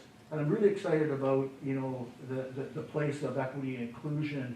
I know I've looked at the district's human dignity statement, and I like the focus on the 4 Ps, on partnerships and people, policy, and practice, because that is really, you know, I think as a nation, the challenge that's in front of us. We have simply, you know, created a society and a system of systems, and the education system is no different, where there are barriers for some students. We've not met the needs of all of our students, and that's the opportunity that we have in front of us, and that's what I'm kind of looking forward to engaging in here. Okay, thank you. Can you share your experiences with strategic planning efforts and what you've learned? Yeah, so kind of on 2 levels. Again, as a long-time high school principal, 5 schools, 4 districts, 2 countries is kind of my mantra. I've engaged in that, you know, deeply in every one of those schools at a school-based level, and I really believe, you know, purpose is so critical. And sometimes it's not that statement that gets developed and printed and posted on the wall and on letterhead. It's the process that you go through to determine what that shared kind of vision is. And so doing that at a school level on a number of occasions has been really, really powerful, because when people share a common purpose and vision, and then you start unpacking based on your data what you need to do to accomplish and fulfill that vision, there's power in that shared work. So at a district level in Bellevue, I've been with Bellevue now for 9 years, and I've been deeply involved in our strategic planning processes the last 2 go-rounds. So we are in year 4 of our current strategic plan, year 3, year 4, depending on how you look at it. But our current strategic plan culminates in 2023.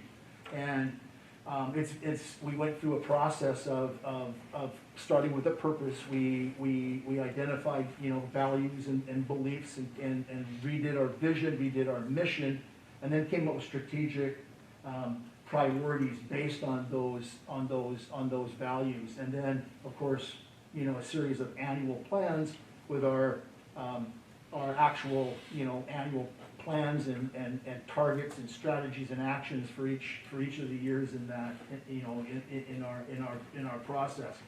And so I think that, you know, to me the most powerful part is that community and stakeholder involvement at the front end. And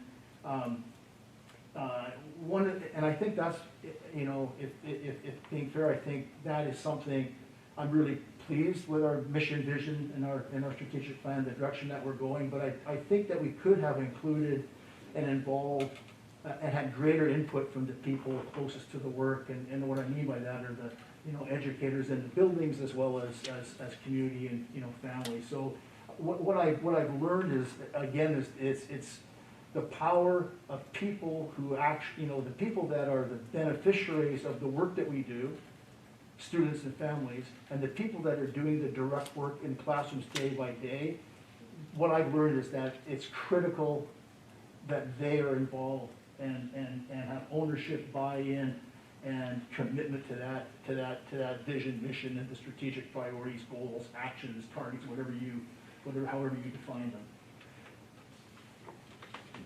Thank you. Okay.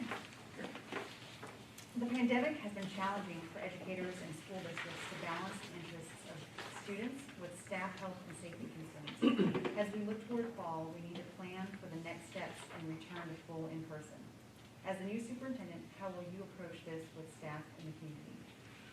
Well, I think the key is that those last 4 words, staff and the community. I mean, this pandemic has been incredibly, challenging, from the nuisance factor of sitting here with a mask on in front of 5 people with masks on, from that to just the loss of human life, the human toll that it's taken, on the world. And, a personal example, I've not seen my mom up in Canada for over a year. I've got 6 kids, 4 are adults, and 3 of them are in Canada. I've not seen 3 of my 4 kids, in a year. And my 2 in middle school haven't seen 3 of their siblings in a year. So and the impact that the pandemic has had on me and my family has been relatively minor. But when we look at the disproportionate, impacts on, communities of color and families in poverty, and just it's a global pandemic is a big deal, and something that I hope that we never have to face again. And then as it relates to the schools, I think the good news is that there's never been a time where the value of schools in society has been more prevalent than today, right? I mean, the governor's, announcement the other day is kind of evidence of that, and that's a good thing. And the work that teachers do on a day-to-day basis has never been more prevalent and important to parents as they've navigated with their kids, online, for example. So it's challenging, and I think that the key to this is that we have to understand that people are coming at this from different perspectives, and that's been really, really, clear in how oftentimes this health and economic crisis has also been a political crisis. So we have to understand that people come at this from different perspectives. So it's really important to listen, to understand those perspectives, and it's really important that those perspectives are honored. It's also super important that we assume positive intent, that people aren't, saying something that you may disagree with out of spite. People have the reasons for what they believe. Just think of the whole issue of around vaccinations, how people feel about vaccinations. I think as a school system, it's really important that we name our challenges and we admit our mistakes, because we're not, our response has not been perfect. And I applaud you, by the way. I know that you folks have been in this district ahead of the curve in terms of bringing back students in person, in meeting as a board in person as soon as you could after February 15th. You were allowed to. It is impressive. What that tells me is that you've really worked with the community, the educators, the administrators, that you've collaborated with people to make that happen. So that's the last thing I'll say, that it's super important that we affirm and celebrate the work that people have done to get us to this point and where we need to be moving forward. Awesome, thank you. What challenges and changes do you foresee with public education funding in the coming years? And as superintendent, what is your formula to continue financial stability in the Peninsula School District? Well, I'm going to start with the COVID. I mean, there have been a significant budgetary impact in terms of COVID response, and as we move into recovery, there will be significant cost to that. I think the one that's first and foremost on my mind is we're just beginning now to unpack the impact on mental health and social emotional needs that our kids may have coming back, above and beyond, what the research tells us about, the academic learning loss. I think the emotional toll, and you all know, middle school kids, for example, our two middle school boys are not the greatest at telling us how they feel. So, to unpack that and to support that recovery, there will be costs kind of associated. So we think of the pandemic as a one-year pandemic, but it's already had an impact on last year in terms of response, this year in terms of response, next year in terms of recovery, and in all likelihood, the following year. So this leads me to what I really believe is super important in public education funding, is that we get away from this historic, one year-to-year budgets being based on historical spending and move to a multi-year planning process, where through that strategic planning process, when you've identified your strategic priorities, that your spending plans are aligned to those strategic priorities, and the cost of implementation is estimated and planned for, which leads me to the most important piece of this, is that when you have a multi-year budget planning cycle, you have the opportunity to involve the community in a much greater way. There's a lot of expertise in our community. We've learned that,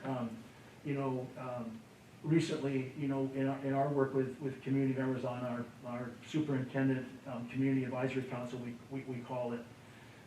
But I think that, the cost, education funding and the stabilization of it has always been a challenge. We're still dealing with the implications of the McCleary decision, which leads me kind of my last piece, I think, which is super important, as superintendent, that I think that we do, is that we really,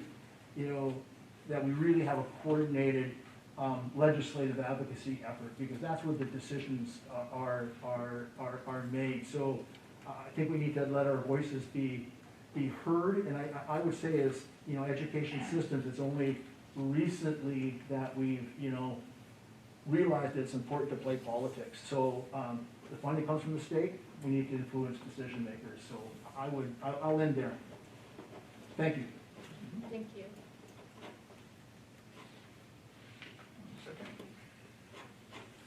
Okay, so John, how do you engage your staff, students, and community to share one common vision? What would be your roadmap to foster such focused teamwork?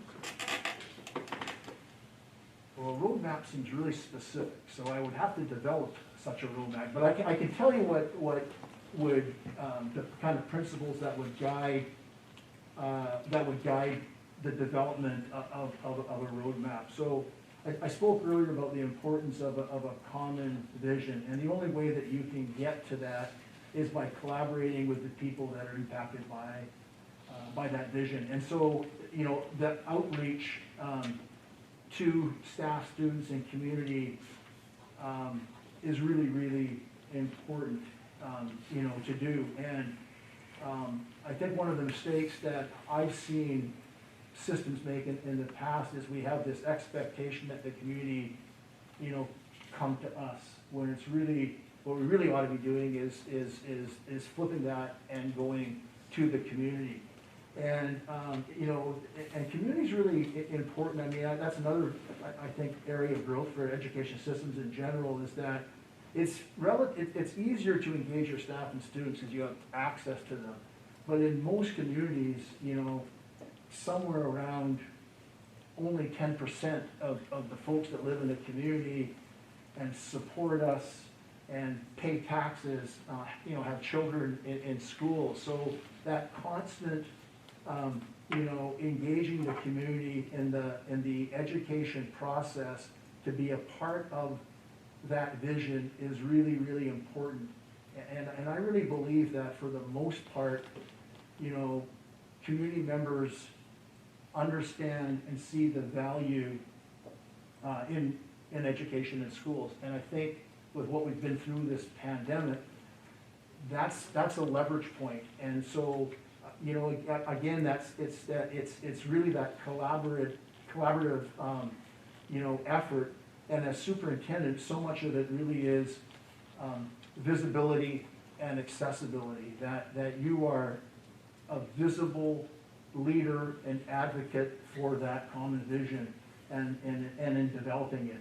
And that you're accessible to the folks that you serve, from students to staff to administrator leaders and to community members. So in order to share a common vision needs to be you know, developed. And like I said earlier, I think this district is clear there's a fabulous foundation upon which to build a vision for the future.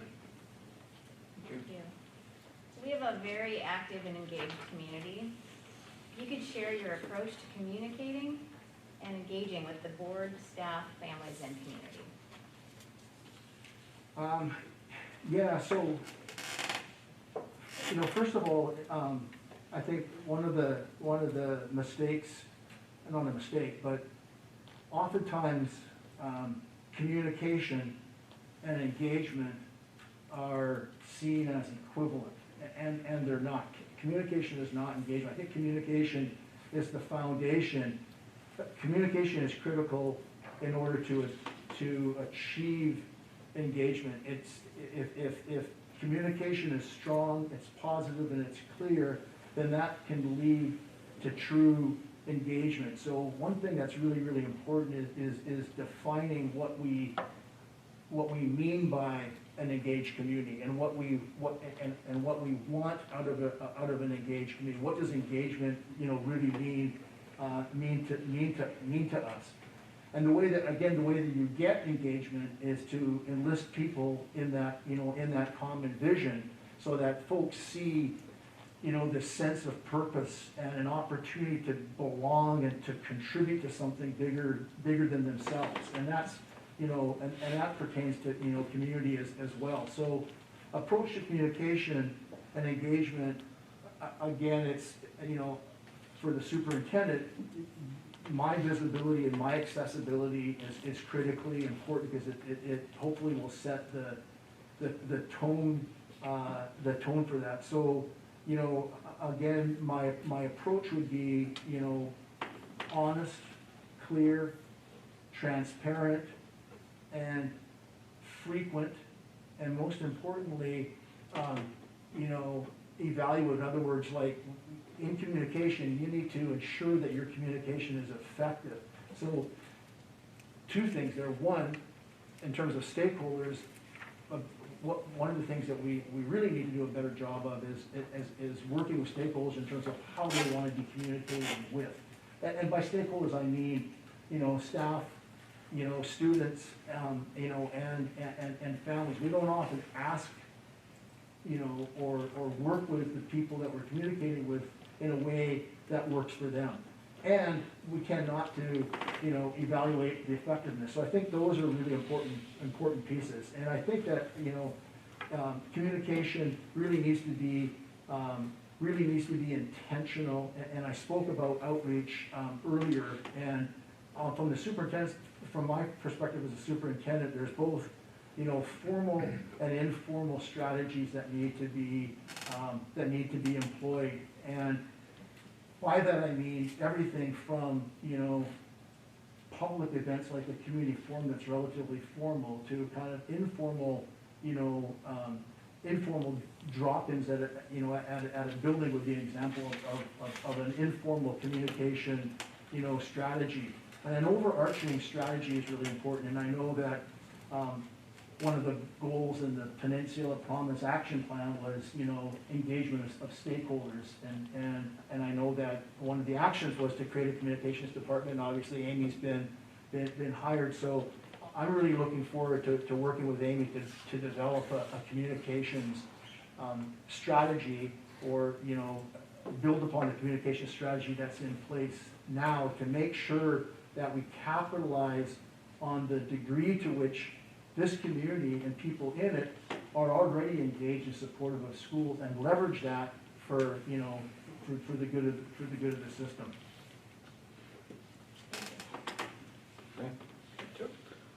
Could you share your thoughts on the varied pathways for student achievement?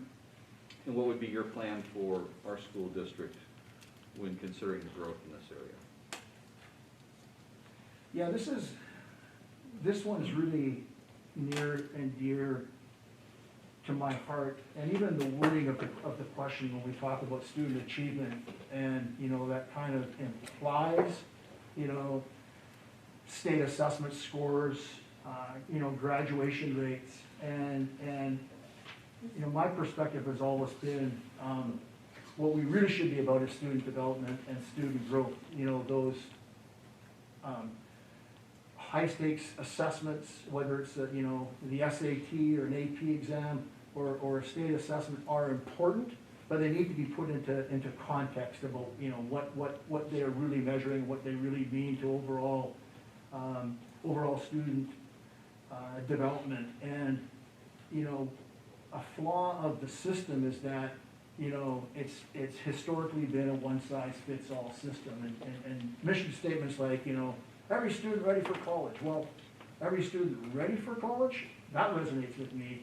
But the reality is that, you know, not every student, that's their path once they leave, you know, once they leave high school. And as a system, the choice to go to college or not should be the student's choice, not a choice that we've made for them by the program that we put in front of them, or by the options that have not been put in front of students, so that they're, you know, they may not have the, you know, the caters or the right graduation requirements to go to, you know, to a four-year college if they so choose. So this whole notion of pathways really is speaking to the flexibility and, you know, the flexibility that the system really needs to offer. And so, you know, there really needs to be a wide range of opportunities that I think speak to students' interests and students' passion. And more importantly, opportunities that prepare them, you know, for the future that, you know, that they determine, not that we determine, you know, for them. So, and again, I was thrilled in my research to find out that Henderson Bay High School is a big picture design school. We have a big picture design building in Bellevue, and I supervised that school for 8 years and was, you know, a big part of the implementation. So that's an example of the fact that every student is unique and beautiful in their own way. And really important, students learn at different rates.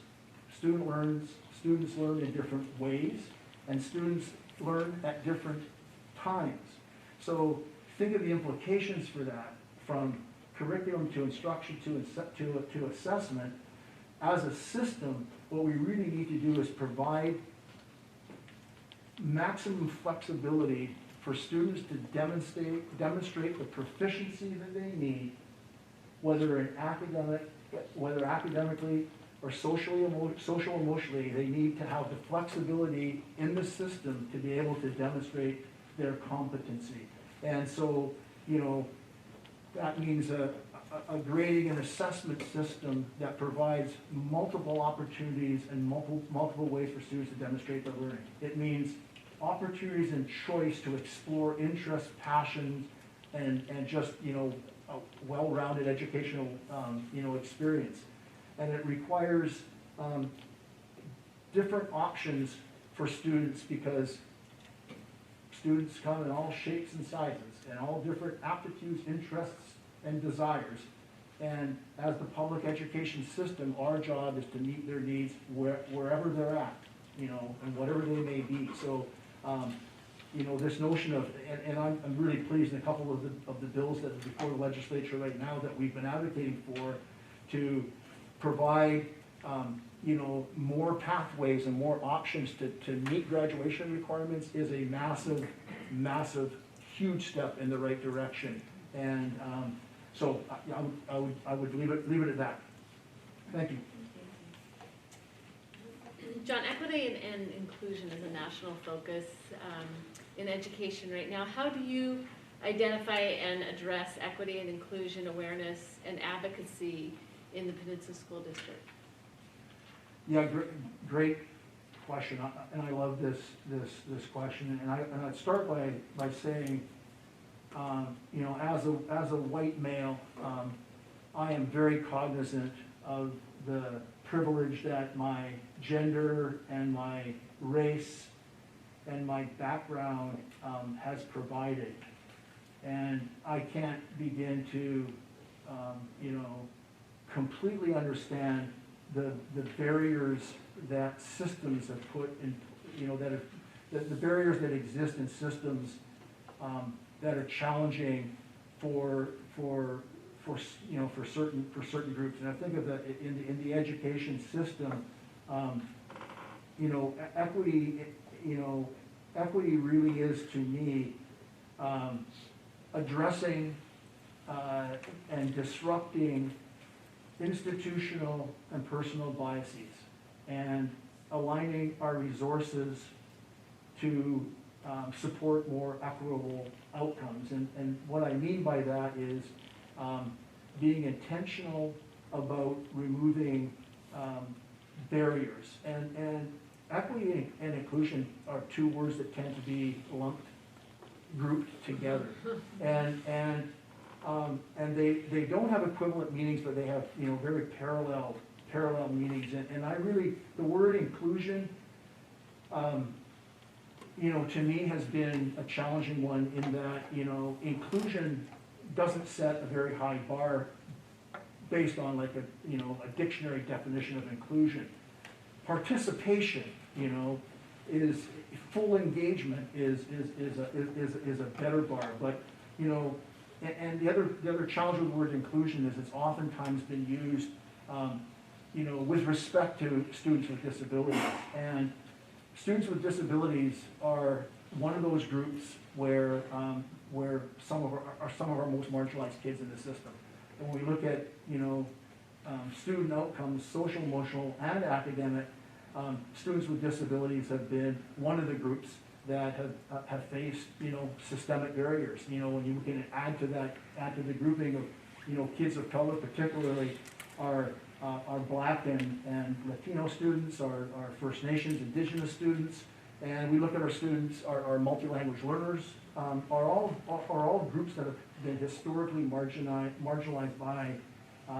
by the system. So that I think what we really need to do is develop a framework of inclusion in its broadest sense, meaning where students really feel that they belong, that their identities, their race, their gender, their name is, they are, that we dignify them and honor their humanity. And that manifests itself, I mean, in a tangible way. What does that mean? What's a challenge for this system? Well, it means that we need to provide culturally relevant and responsive curriculum, instruction, and assessment. You know, so at the teacher level, that's the challenge. And at the systemic, at the district level, it's aligning resources to ensure that happens. So one of those resources is really is professional learning. You know, and one of the things that we've done in Bellevue, and we've been doing for quite some time, is investing in professional learning around racial equity. You know, and examining kind of our own kind of personal journeys and how we've experienced the education system. And the theory of action is that if people are aware of their own biases, they are better prepared to hopefully understand how those biases impact how they work with students. So I'm really pleased with the work that we've done in Bellevue, and I hope, you know, that if I'm fortunate enough to be offered this position, I can bring those experiences. One of the things that we've done has been very, very powerful is we have an equity advisory group, which is a stakeholder group, parents, families, community members, staff, that serve on a team that advise us, you know, on our equity inclusion work. And 3 years ago, They recommend that our board adopt an equity policy, and that policy has been really, really powerful because it defines, it sets a vision, and then in addition to it setting that vision, it's set commitments for the board and commitments for the district, and an accountability feature in terms of reporting on our progress on an annual basis. So holding ourselves accountable to the concept of equity and inclusion and meeting the needs of all of our kids, wherever they're at, has been powerful. Thank you. Okay, so 5 years from now, when I ask a parent to describe their child's academic experience in our Peninsula schools under your leadership, how will they answer? So I'm going to broaden it to say that they're and I hope it's okay to broaden the question to not to academic experience to a learning experience. So, because I think that's important. I mean, when I was the principal at Mercer Island High School, there were a lot of kids that spoke highly about their academic experience. When they talked about their overall experience, different story. They talked about pressure, they talked about anxiety, they talked about, I'm just a number. I mean, all of that, I shouldn't say they, that's generalizing. Too many students, and enough students, that was one of the first things that kind of captured me. So that overall experience is really what's important. And as a principal, one of the things I used to always say when I was asked this question is, under my leadership, I hope the kids remember my name. Whenever I meet, my wife thinks I'm crazy, because I'll meet somebody and I'll say, where did you go to high school? And then if it's local, I'll often ask, who is your principal? And I'm amazed how many times they don't know. And I always said, I hope at every school that I led, if anyone asked them who their principal was, they would remember. And it's not, I hope it doesn't come across as being self-serving and egotistical or arrogant, but it was really about that they saw me as somebody in their court that was an advocate for them and somebody that was committed to their success, their humanity, and that I cared about them as people, because that speaks to the culture that we create in our buildings, and that culture that we create in our buildings is absolutely critical. If kids don't feel that sense of belonging that we talked about, that their identities and their humanity is dignified, it impacts, and it could jeopardize, the impact of the education they receive. It might be less than, and the worst and most egregious examples, when kids really don't feel they belong, high school kids don't show up, right? They don't go to school, they skip out, right? They're through it, right? They may not graduate. So we need to make sure that the experience is a learning experience and a positive experience. And when I read, the Peninsula Promise, part of it says, I was empowered to discover and develop a passion for learning, that I was cared for and respected, is powerful. So if 5 years from now, if a student said, I was empowered to discover and develop a passion for learning, that I was cared for, that I was respected, that's what I hope 5 years from now, kids say about their learning experience in the Peninsula School District. And I couldn't give two hoots that they remember my name, but if that's their experience, then we've done a good job. And it gets back to that human piece that every single student wants to be known, loved, and affirmed. It's very, very, very simple. And as a principal, I'll use this as an example. My saying and my commitment was, I want to know every kid by name, every kid by story. And I worked at it, right? 1,500 kids school is not easy to get to know every kid, and I had ways to do that, but I would look through the rolls of pictures and I'd see a kid in the hallway, hey Joe, and the kid looking around and talking to me, how does he know my name, and all the stuff that kids go through. But it's just, as a system, we need to ensure that students stories are known, that they're known, loved, and affirmed, and above and beyond, also that their families are part of that, and their communities are part of that, because as a principal and as a district leader, when students fall through the cracks, or students that were not serving particularly well, one or more than one of those things is not in place. Something is missing. And the other thing is that the experience that kids have, so too many kids have in school, is that their experience in their communities is a different experience, and it's not what they feel at school. So, and my most poignant example is my first principalship was at the north end of Vancouver Island in a remote regional town called sprawling metropolis of Port McNeill, BC. It's a logging town. It served 4 different resource communities, a mine, a mill, and then the 5th community was students from the Nomgees First Nation in Alert Bay. The kids took a ferry to school, and they, for the most part, our First Nations kids did not feel that they were known, loved, and affirmed. The experience they had in their village was not the experience that they felt at school. And when I visited, I went to Alert Bay. They invited me to kind of a town hall meeting. And when an elder said, "You're the first principal that's ever visited us," it was like this powerful reminder of, of how these kids really hadn't been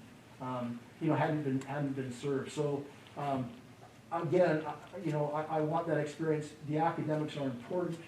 Meeting graduations are important. Being prepared for whatever path they choose in life is important. But the experience and how they feel about it is more important to me. Thank you. Switching gears a little bit, you're aware of our ongoing efforts with capital projects here in Peninsula. We still have major work ahead of us. And how will your experience benefit Peninsula with the capital planning and the projects that lie ahead?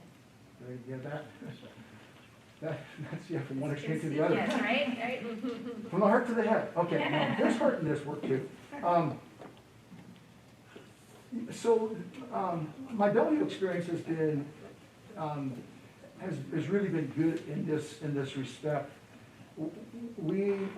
I served on a growth and planning advisory team 2 years ago, and that team developed a long-range facilities plan, community-based advisory group, and again, the power of incredible members of the community with expertise in architecture and business and design and marketing was just, such a powerful, a powerful process. But that team developed a long-range plan, what we call kind of phase 3, because in Bellevue over the last 15 years, we've in essence replaced every one of our 28 buildings. So as the buildings that I've supervised, I've worked with administrative teams and district facilities on 8 different capital projects.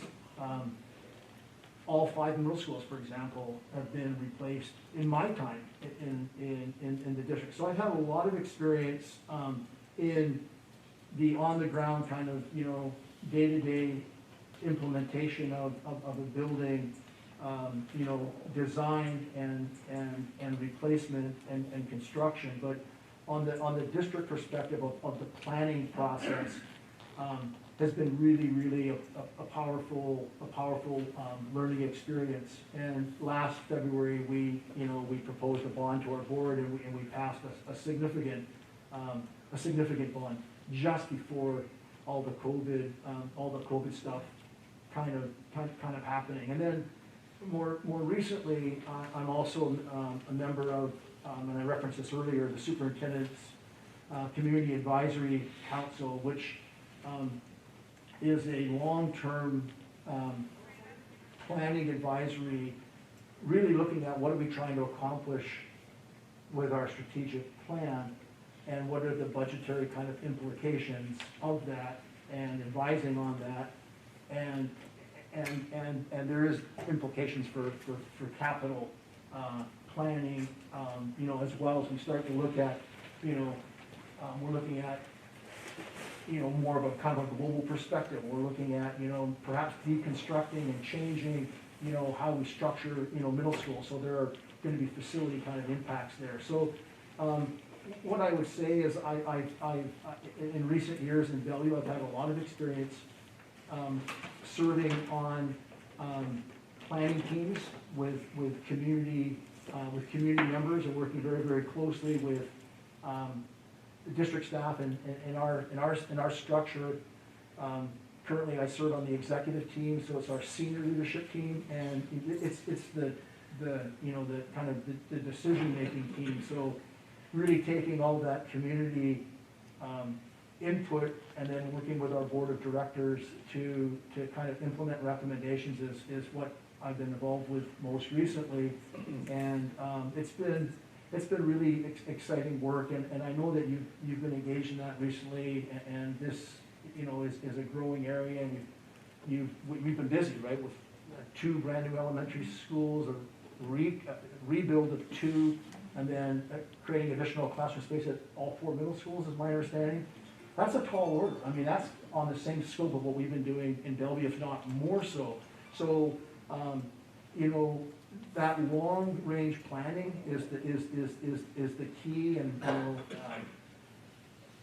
community growth forecasting and enrollment forecasting, and all of that kind of plays into the importance of working with a community group in partnership. Thank you. In partnership to ensure that we've had community voice in that planning process is super important. Primarily not above, I mentioned the expertise that community members have, but for community members to understand and advocate in the wider community for the work that we're doing is pretty powerful. And I see that Amy is giving me a 5-minute sign, so I'm going to stop there. Okay, so this is your last question, John. Is there anything else you would like us to consider, or anything you would like to ask of us? Consider.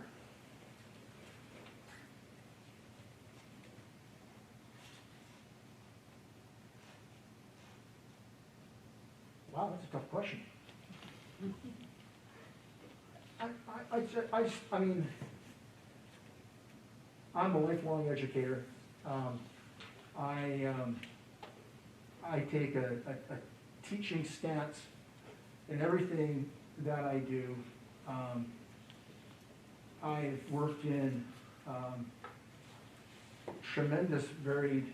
various, tremendously diverse communities, from a small resource town to, the suburb of Bellevue, and the diversity of Bellevue, which is really kind of really interesting, is that, right now our student population is only 31% white. We have a 20% low-income rate, and 15% of our kids receiving MLL services. So the diversity that's happened in Bellevue recently has been really, really interesting. So, long-winded way of saying that I've had a variety of I've had every position in leadership you can think of in the system, and I've loved every one of them.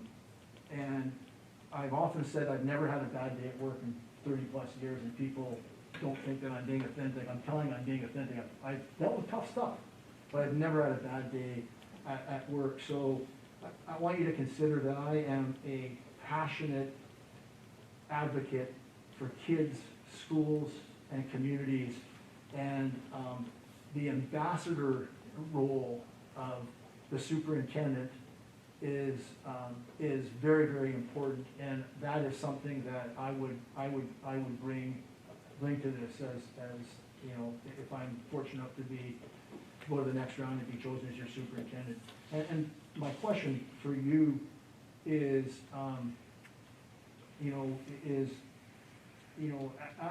as a board, what are you most proud of in terms of that Peninsula promise that kids are respected and that their experience is a positive? What are you most proud of as board members, in terms of that promise that you've made to the community? I can start, so as a parent, I have 3 kids in this district, so I can attest that, that this district is living it, that our teachers are doing it, our admin is doing it, and I have 3 kids who are very different in what they are pursuing, and they're all championed in their journeys. Nice, thank you. Sure. I also have 3 kids. They're now out of the district, grown. In fact, one lives in Canada, so I don't see her either. But, So you know, you feel my pain. yes, I do. Yeah. But, I am proud of the work that we're doing toward every day. I think improving and making, we're at a good place, but just, I think really aware, staff and building leaders aware of the goal of making every student feel valued and feel, like they are seen and mattered. And I think we're making great strides. Thank you. And I had 3 of my 4 kids came up to our school district, and I would say for me over the 15 years or 16 years I've lived in Gig Harbor, to see how the stereotypes within the community improve, so especially we have sort of, even though we are one peninsula, we have a unique community over on the Key Peninsula versus a different community in Gig Harbor. And so when I got here, there was sort of this, we versus them mentality. And I think over the years, especially within the student populations, you've seen that sort of go away, and there's much more focus on we are one peninsula, and truly we see it. And especially if you go to the Fish Bowl, which is our annual huge football game, the parents just hate each other. Now, I don't mean that in a literal sense. Peninsula High School and Gig Harbor High School parents are like, "Grr." But the students are all together, hanging out in sports events. My kids were athletes, and they'd be at the wrestling match, and one side be Peninsula High School, one side be Gig Harbor High School, and they'd be just giving each other the eye, and it was just fun to watch. But afterwards, they're all hugging each other, and so for me, it's to just see how the relationships have morphed over the years to be truly more. We're not perfect yet, we're still working on it, but the fact that we have embraced the true one, we are Peninsula. Nice, thank you. Thank you.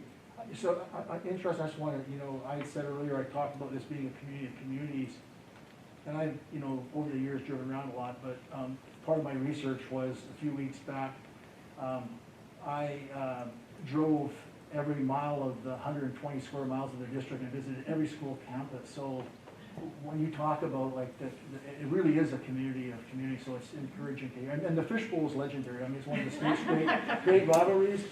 42 years. I mean, and this last one must have been, in some ways, awesome, but kind of heartbreaking as well. That it's If you're from Gig Harbor High School. I saw the Peninsula one relatively handily. Yeah. 5 years. Good. So we'll have to call it there, and we appreciate you coming. So. Great. Thank you. I really appreciate the opportunity. It's a pleasure to meet every one of you. Thank you. We'll be breaking for lunch until 12:30. Thank you. Thank you. So, Nice to meet you. Nice meeting you.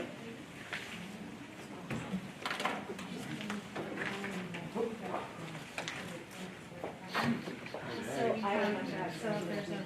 How are you? Nice. And Heidi.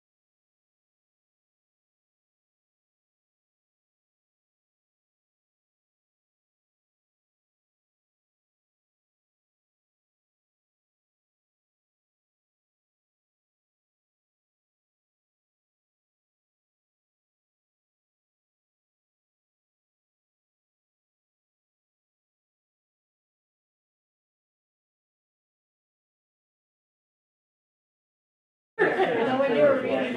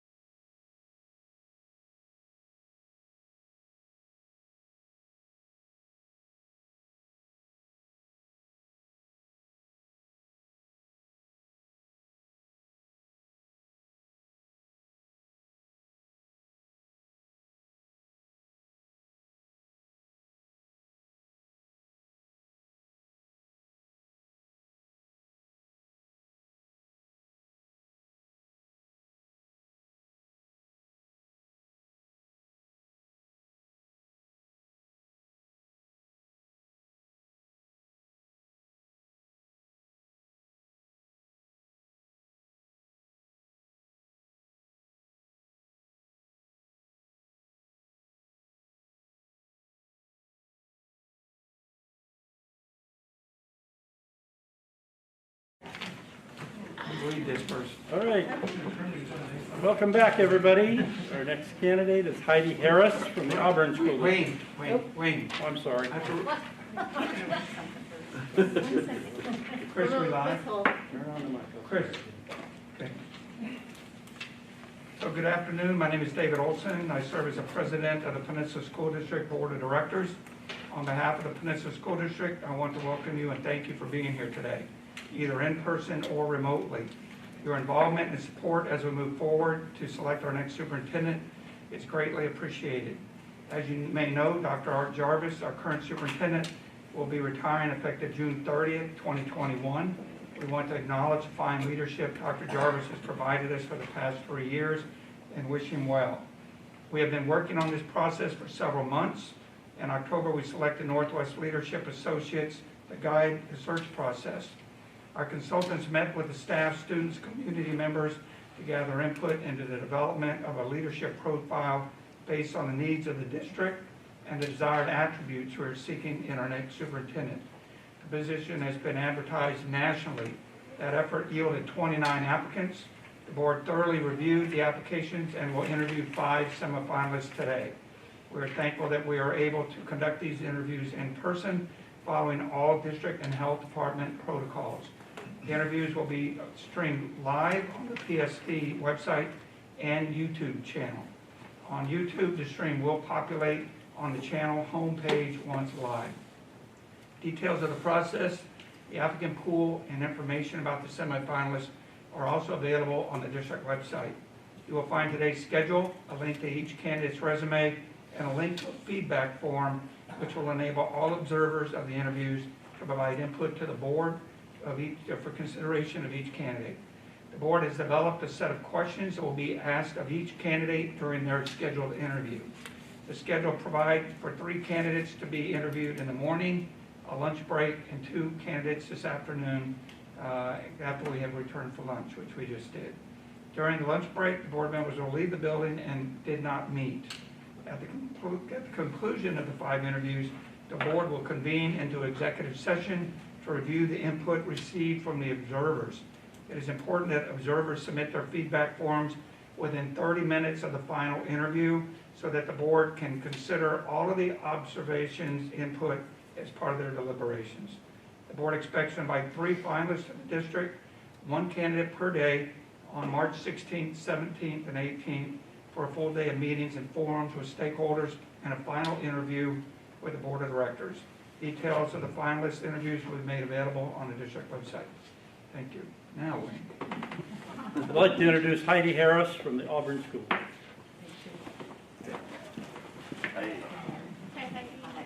Hi, thanks for being here. Thank you.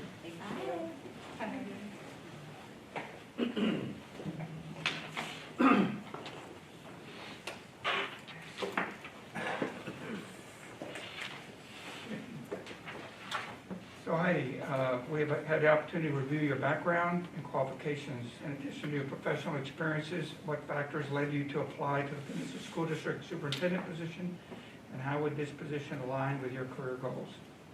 So I've been planning to lead a district for about 7 years. When I moved into my assistant superintendent role, I was immediately drawn to the leadership aspect of leading a district. So all of my moves since then have really been to deepen my knowledge about the components that it takes to do it. So my focus has been student learning as the main role, but because of the role that I play in cabinet, I also have a vast experience in budgeting aspects, working with the other departments in transportation, capital projects, levies, bonds, monitoring all of the components that have come with our new build. So much like you, we've had a very large bond. We're doing 8 elementary schools right now and 1 middle school. So we've had this rolling process over the last 3 years, and we won't be done for a couple more. So knowing all of those components of the work orders that continue to roll in and the adjustments and all of that is something that I'm very familiar with. I think the other thing that is aligned is my belief about kids. So every school district has the opportunity to help students achieve their preferred future. That's our job. That's what we're passionate about. Our resources, our time, everything heads us in that direction. And you're in a unique spot because you've had a lot of success with your students. You have great graduation rates.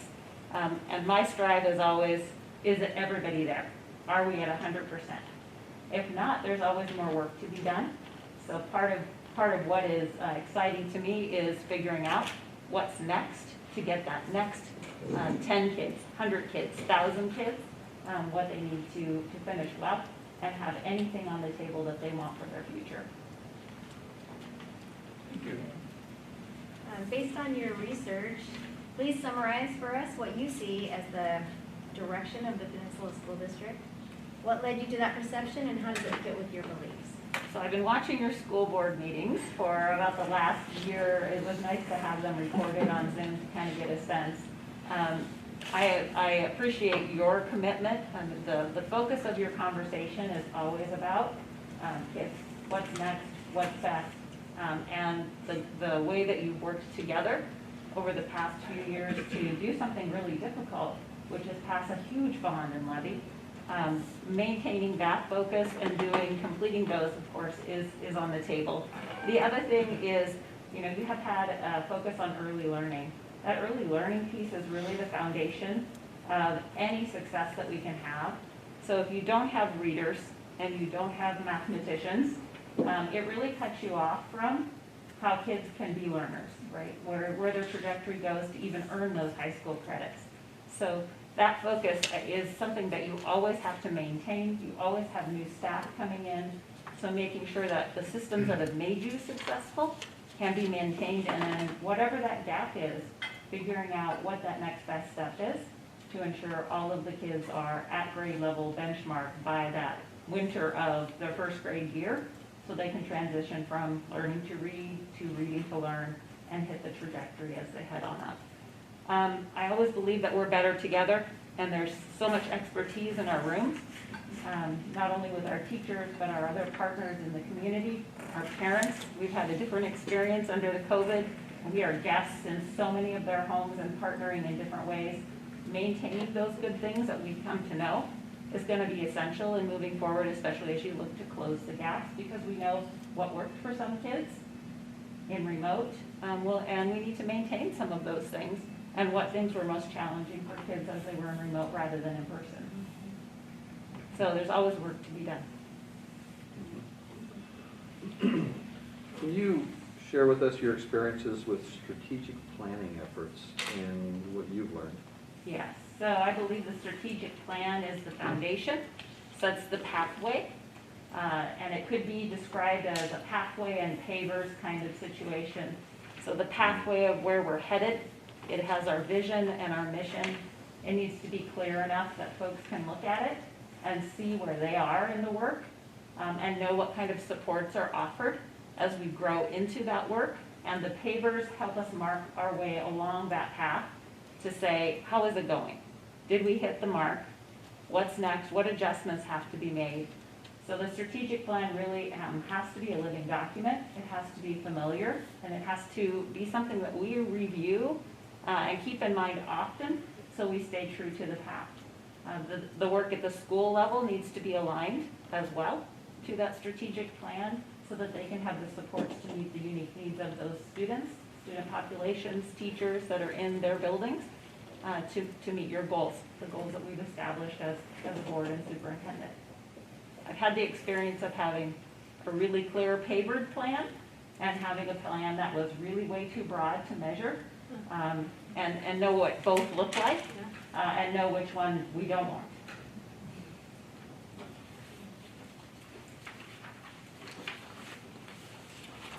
Okay, so the pandemic has been challenging for educators and school districts to balance the interests of students with staff health and safety concerns. As we look to fall, we need to plan for the next steps and return to full in person. As the new superintendent, how will you approach this with staff and the community?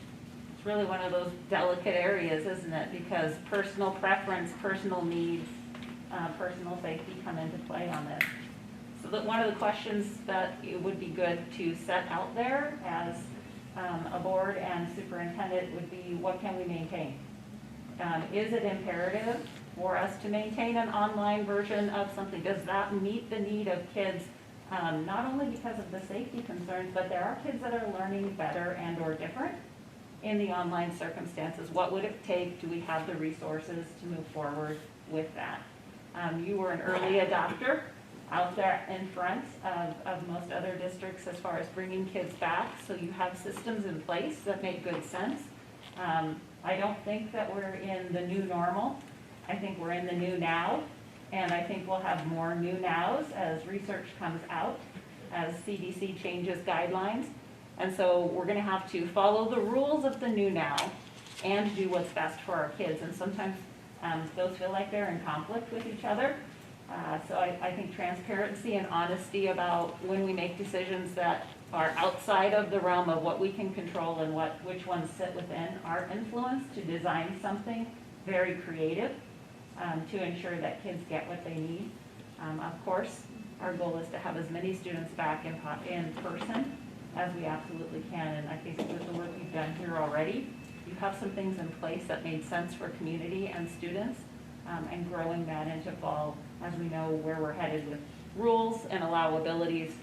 Those have to sit as the guardrails, but there can absolutely be a bigger re-entry than where we are now.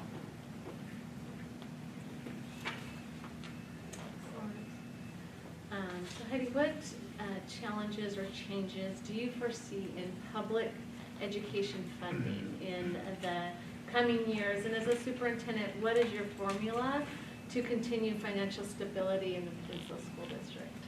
Well, my formula really is around first things first. There are certain things that we always guarantee, and we always guarantee student learning comes first. And there are some things, I remember in 2008-9 when our district took a $32 million hit, right? The state cut funds, and we had to get really specific really fast about what mattered most. We went through a really large process of stakeholder group meetings, evaluating by area what things cost, what things could be either consolidated, put on hold, what that would mean for attrition, what that would mean for hiring, what that would mean for class size. So having multiple people in the stakeholder groups, our union partners, our parents, our administrators who know what it is to run a building, all have a chance and the input to say this is what we can make work, given that's what we're headed into, was key in us being successful. We said a lot of the fluff went, but 2 years after the fluff went, we had some of our highest reading scores in our pre-K, K groups because we held the right things. We did not cut CTE program. We were able to, in that period of time, maintain one of the largest CTE programs in the state, and it continues to be solid and grow. So as far as projecting goes, I think because the state legislature, federal legislators know there's going to be some recovery work, right? Social emotional recovery. Time is what kids lost, time with people who are the most knowledgeable about teaching and learning. They're going to invest. We might not see the same investment in basic education money. We may see more investment, so it may be a shell game where they don't cut, but they change how you have to use funds, and that always means that we have to do a reevaluation. I don't see a cut in title coming. In fact, it has, I think, a 1.78 increase coming this next year, and with cost of living and other things, that should hold steady. I haven't heard that there's a huge hit in BEA. Districts typically struggle with transportation costs because it's not typically fully funded. They fund it as the crow flies rather than the actual miles. So that's something that we always work to balance. And sometimes special education, even though it had a little enhancement this year, is another area that we have to enhance with our regular BEA dollars, our basic education dollars. So there's always a way to keep your priorities if student learning's at the center. And sometimes it is a matter of switching things around and playing their shell game, but keeping your priorities straight. Thank you.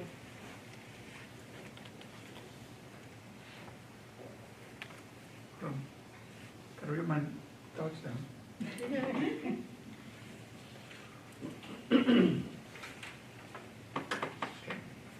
So how do you engage staff, students, and community to share one common vision? What is your roadmap to foster such focused teamwork?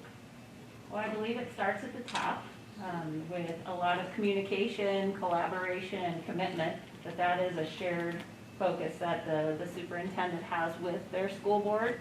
And from there, it's from the boardroom to the classroom. So that means that all the way through our system, people know where we're going, they know where we're headed, they have the chance to pull their expertise into the mix. It's also said, you know, if something is done for me without me, it's done to me. And that's never a way to get where you want to go. It has to be something that people are in together. Sometimes the way or the what is hard, and there are things that we don't get to pick, but we get to do anyway, whether it's something that the district's put in place because of federal or state regulations or rules or accountability. But if folks know what the parameters are and are given the latitude to build towards the end goal and it's a shared vision, people step up. And the work can be exciting and compelling, and you can do things that you didn't think that you could do without that level of collaboration. So collaboration is huge. We have a very active and engaged community here at Peninsula. Please share your approach to communicating and engaging with the board, staff, families, and community. I believe over-communication is always best, right? They say it takes 14 to 21 repetitions for folks to have a sense that they own something, whether it's a new vocabulary word or a concept. So a lot of communication is key, and I believe nobody likes surprises other than 2-year-olds and puppy dogs, right? So we want to make sure that you don't have surprises if I can prevent them, and that I don't have surprises if I can prevent them. So that relationship is key then in that goal of no surprises and doing that work together. We've had a lot of benefit from COVID as well as a lot of challenge because we've had to reach out and involve community in different ways. We've been surveyors before, but I don't know that we've ever surveyed to this level, right? Multiple languages, multiple forms and methodologies, simulcasting Zoom meetings in multiple languages, stakeholder groups. There's just been a lot of different ways that we have tried to engage community so that we make sure nobody's left out. One of our big adjustments in my current district was sometimes translation or interpreters were an afterthought. So actually planning far enough ahead to make sure that all of our families get the information at the same time and some group isn't getting them 3 days or a week later just because we didn't send it out in time. Means you have to back up your timelines so that all communities are valued and that you get their input in a timely manner because otherwise you're making decisions to sometimes the most impacted folks and it's done to them instead of with them. We had lunch sites that moved and we forgot to translate and get the information. They're showing up to pick up lunches and it's at a new location for whatever reason, right? Closed for COVID or whatever. So we have to honor our families, right? We have to be as thoughtful as we can to keep those partnerships viable and valid.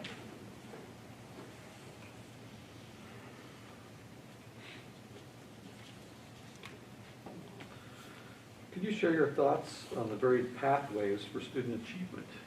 And what would be the plan for our school district when considering the growth in this area? So there are a couple of mainstays. I talked about them a little bit before. All kids have to be readers, and they all have to have mathematician skill to them.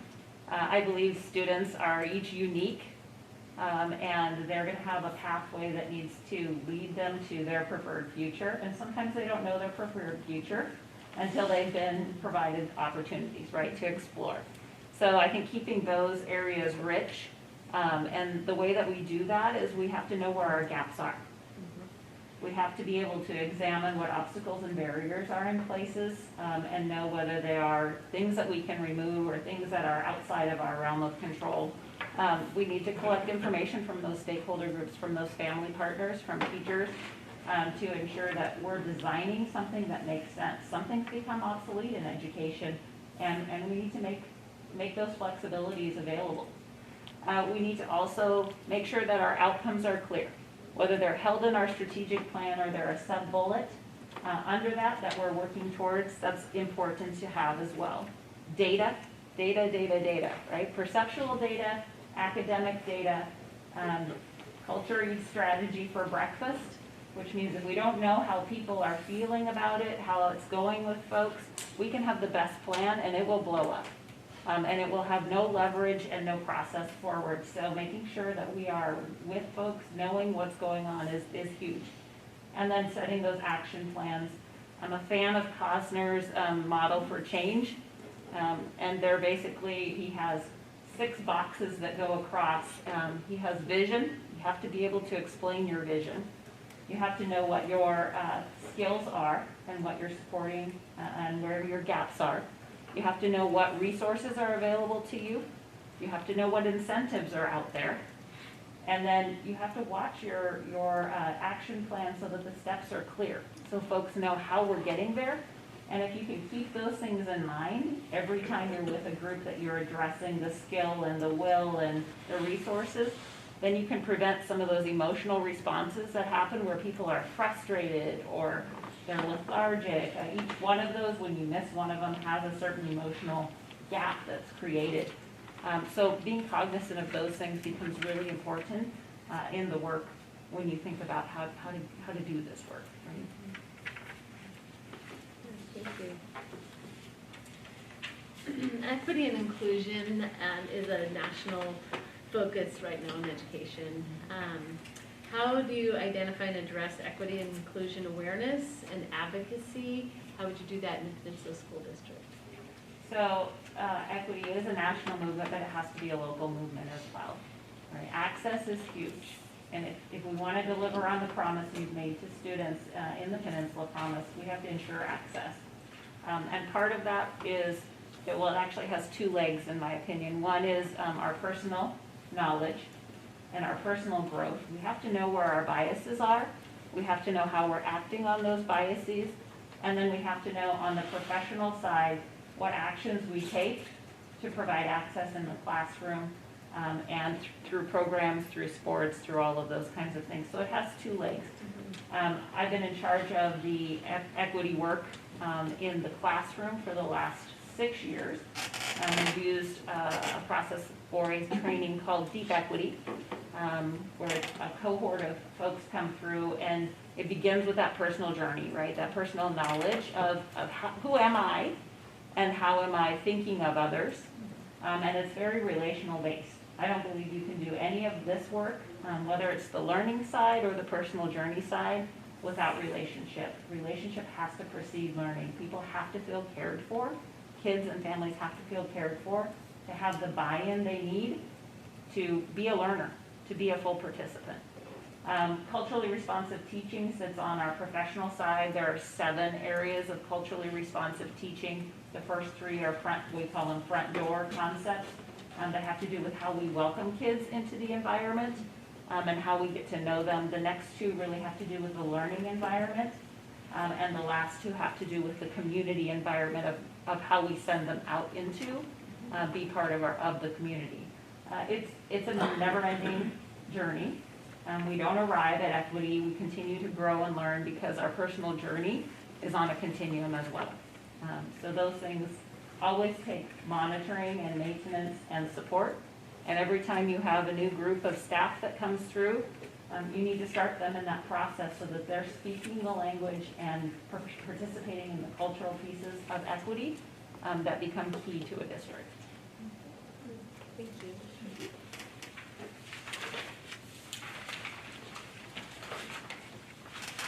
Okay, so 5 years from now, when I ask a parent to describe their child's academic experience in our Peninsula schools under your leadership, how will they answer? Well, they should answer that we met the goals, right? We met the Peninsula Promise, that we saw every child as unique, that there was a pathway for each child to become their best self, to be prepared for the future that they choose, whether it's industry or four-year college or apprenticeship, that nothing is off the table. And even as we go through that parents and students had enough information that they know that if they didn't take that 4th credit of foreign language, these are the options still. How can they be well informed, right, about what is on the table, what is off the table? And so we have to know our kids, we have to know our program, and we have to communicate. But the goal would be to look back and say, my kid was able to go wherever they wanted because of the work that was done here.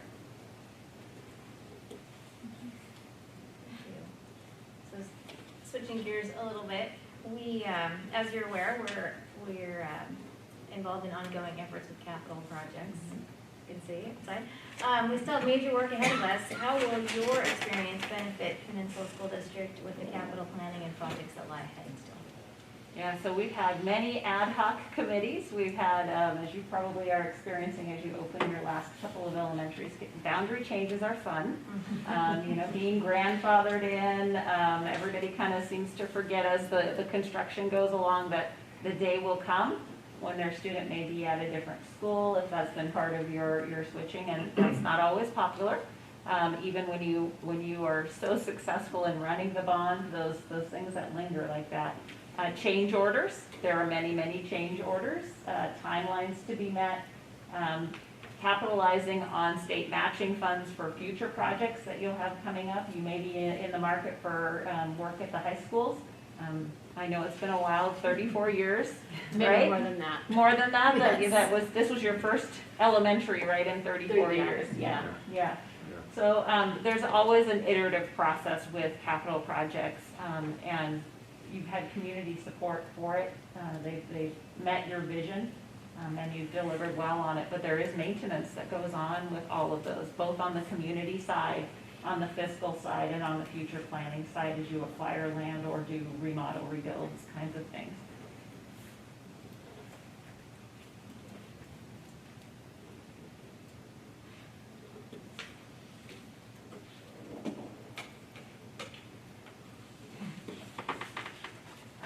Okay, so this is the last question. Is there anything else you would like us to consider or anything you would like to ask of the board? Yeah, I'm curious. I know you're new. You've come together in the last few years to work as a board. You've done the COVID interruption or crisis, or however you define that. Many words come to mind with COVID. You've had this major bond and levy. What are you most proud of how you work together as a board? What's gone well, and how are you as a board? We have two board members that have been on the board just over a year, so they definitely got trial by fire with COVID. And Lori's been on the board for about 2.5 years, and then I've been on the board I'm in my 8th year, and I think you're in your 7th year? Sixth. And so for me, I mentioned this at the school meeting a couple weeks ago, that for me, the one thing I'm most proud about this board is we're thoughtful. We ask thoughtful questions.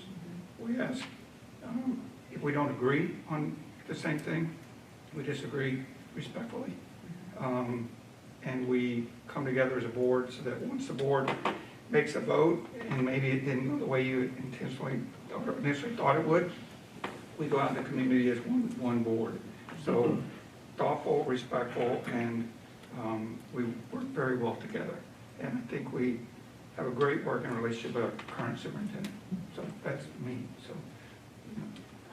I agree with David, but I think the biggest thing is we all listen to one another, which I think is really important. And not only listen, but like we're hearing what each other are saying, and that sometimes impacts how I will approach a subject because I've learned from the other people on the board. I think we all bring kind of some different strengths to the board, so that listening and learning from each other is really valuable. We're going to order of seniority. Okay. Great.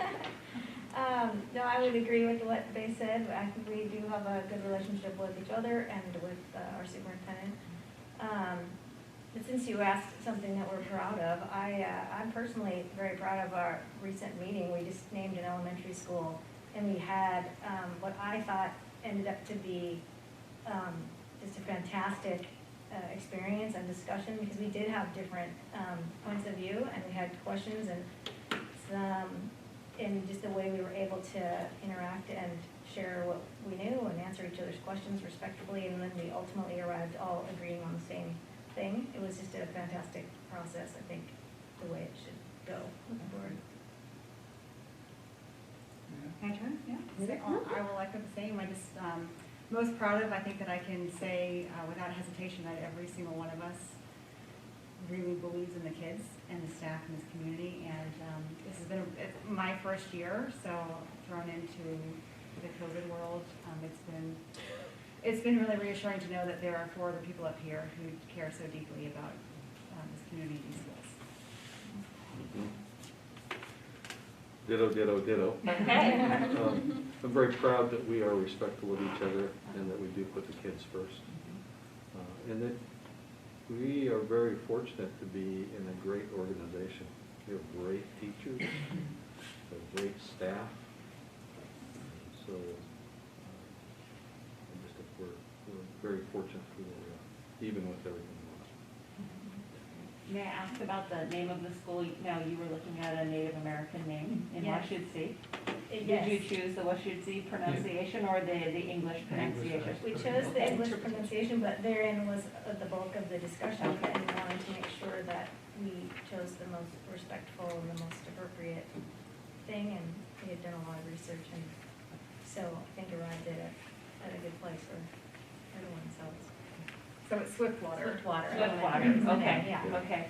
Yeah, and I said at the end of that meeting, because that discussion took an hour, we had certain groups of the community that were lobbying for that particular name. Not all board members came with that as their top pick, and there was good discussion, thoughtful discussion. As always said, wanted to make sure that we didn't dishonor the traditional name and the heritage, and so a couple of us were concerned about that. We reassured multiple times during the meeting, and as she said, at the end, we settled on that unanimously. And at the end of the meeting, I said, healthy school boards, or healthy boards of any kind, do not always agree. And in fact, healthy debate is good, as long as you do it respectfully and thoughtfully. And I would echo what Chuck said. We have really lucky. We have excellent staff. We have excellent teachers. We have an excellent community. It makes being on the board much easier. It's a great compliment to you and the community. So if you don't have anything else for us, I guess we're I do done. not. Thank you. I appreciate the opportunity. Thank you very much.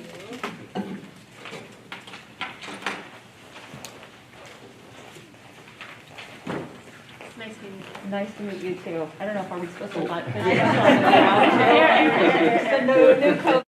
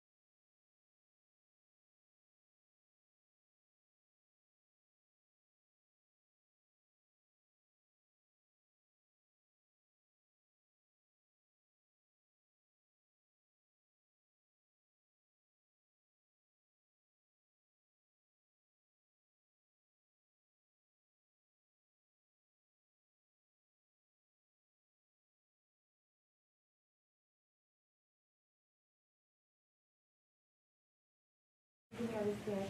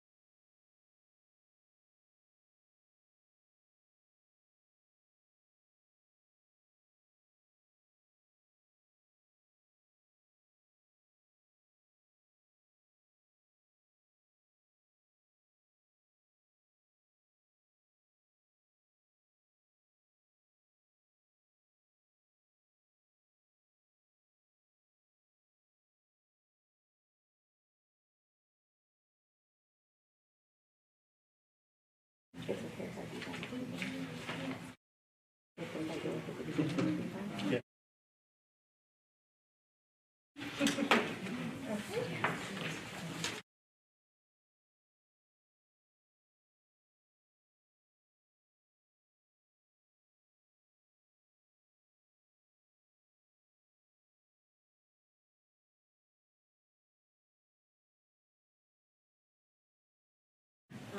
Wayne? All right, this next candidate is Dana Rosenbach from the North Mason School District.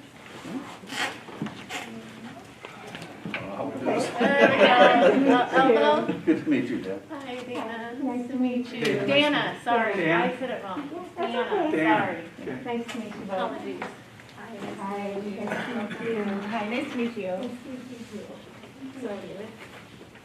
Sorry, Oh, that's good. directed you in the wrong way. All right. So welcome, Dana, and thanks for being here. So we've had an opportunity to review your background and new qualifications. In addition to your professional experience, what factors led you to apply for the Peninsula School District Superintendent position? And how would this position align with your career goals?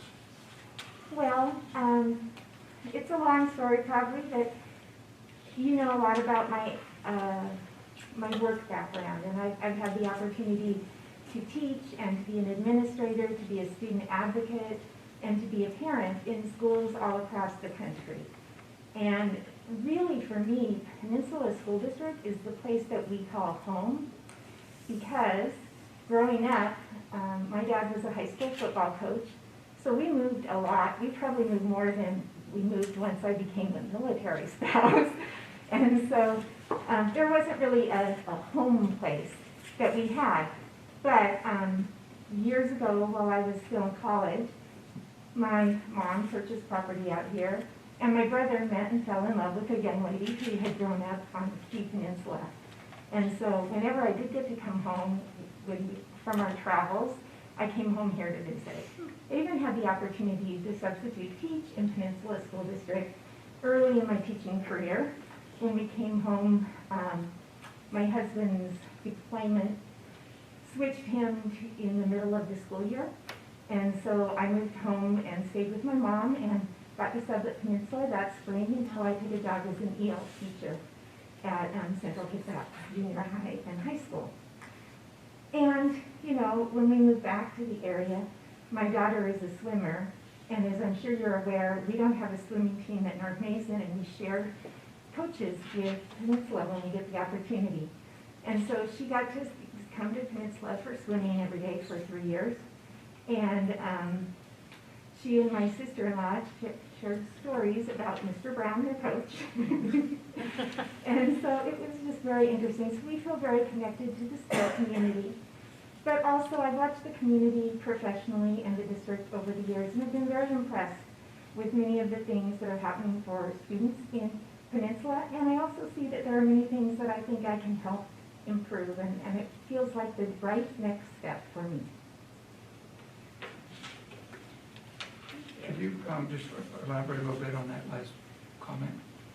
You said things that you Things that I improve. can help improve? Mhm. Yeah. My focus has always been on supporting those students who don't get very supported. And Peninsula has some great things going on, and will continue to do so. But one of the things I noted when I was looking at data this last week is there is a concern because of the pandemic that with the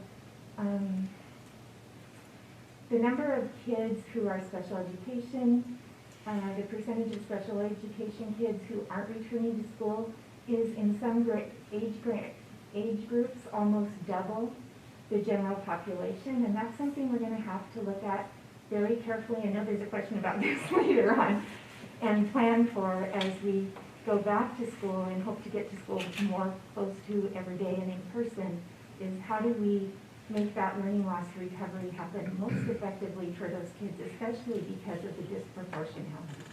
So that's one area that I think I can help. Based on your research, could you please summarize for us what you see as the direction of the Peninsula School District, and share what led you to that perception and how does it fit with your beliefs? Okay. Well, Peninsula is obviously a very solid school district. Financially, things are great. Kids are doing well overall, academically. The levels of student performance are very high. The district is making the right kinds of focus right now on reevaluating themselves, maybe taking going as deep as doing an audit of equity and checking to see where we are maybe falling behind in meeting the needs of all kids without realizing it, because when everybody looks like us, sometimes we don't realize some of the things that are part of the system. And so I think that work that has begun is really, really important. That's also been work that I have a lot of experience with in my career, and that I think I can help the district move in the right direction. And so for me, I think, talk about that just a little bit. When we talk about diversity and equity and inclusion, I like to think about it like a party. So diversity is when everybody gets an invitation to the party. Equity is when everybody gets to contribute to the playlist. And inclusion is when everybody at the party gets to dance. And so our goal needs to be able to ensure that all of our children get to dance.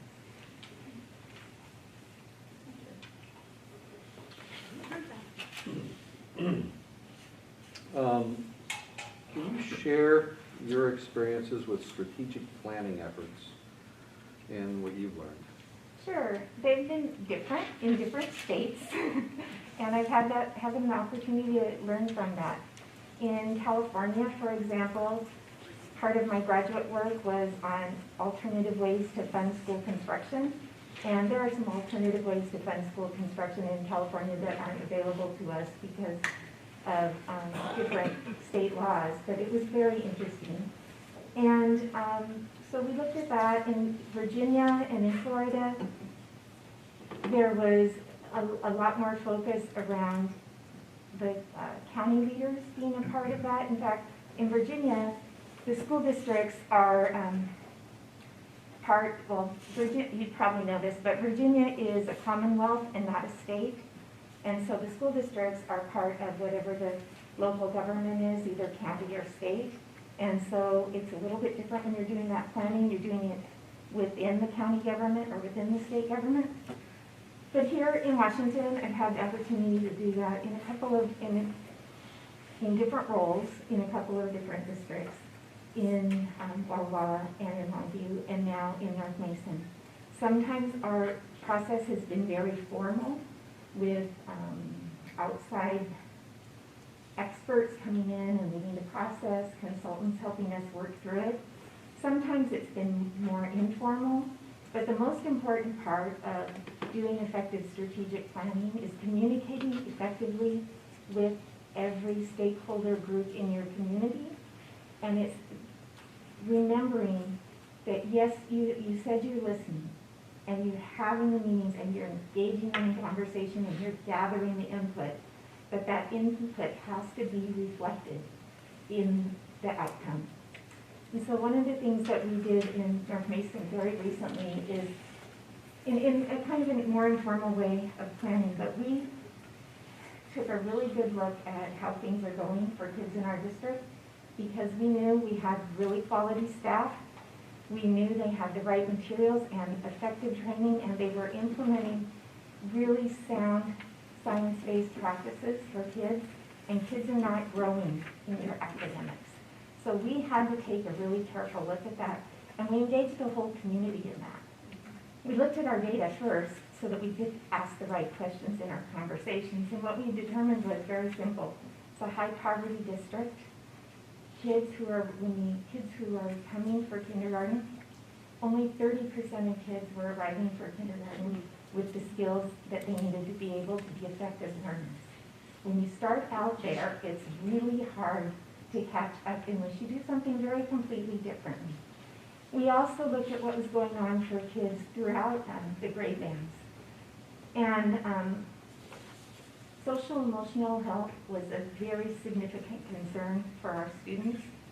And we determined with that, with looking at the data and talking to our community, that our kids couldn't, in many cases, make that academic growth till we did something about making them feel safe socially and emotionally at school and at home and in the community. So that led to the development of our focus in our district is the whole child within the whole school and in partnering with the whole community. Because North Mason is a little bit different. It's close, but it's a little bit different than here. And it is a community that does not have any incorporated towns. The school district is the government that is available. The school district is very much the center of the community. In fact, the story that they told me when I first arrived, it just sits with me every day. In 1958, they wanted a high school. And the state said, no, we're not allowing any more high school districts. You have to stay a K-8 district. And kids in North Mason are riding buses to South and Central and Shelton to go to different high schools. So it was really breaking up the community. So they said, okay, well, we'll build a new middle school. And they built a new middle school, and they opened it as North Mason High School. and the state said, oh, okay, and that's how North Mason became a K-12 district. So that focus has been very important, and schools being the center of the community is very important. And that community is very giving. It is not a community that has a lot of wealth. There are a lot of homes that belong to wealthy people that come on the weekends for the most part. But most of the people who live in the community do not come from great wealth, and in fact are struggling, and particularly now. And so, but they give. We do, the district is the center of a giving tree where the community gets together and provides weeks of Christmas meals and gifts for all the family members and trees and everything for 300 to 500 families every year. In a district our size, that's just amazing, and that's just one example. So it's really important that they be involved, and we invite our community members into the school as much as possible. They're very engaged in this process. We went to various homeowners associations, the Lions, the Kiwanis, all of those groups. We grabbed people when they came into the football games or in to visit the elementary schools, and we made sure that if they didn't come to our meetings, we got them to put things on paper. North Mason is not a place that does a very good job of answering online surveys, so we need to do it on paper.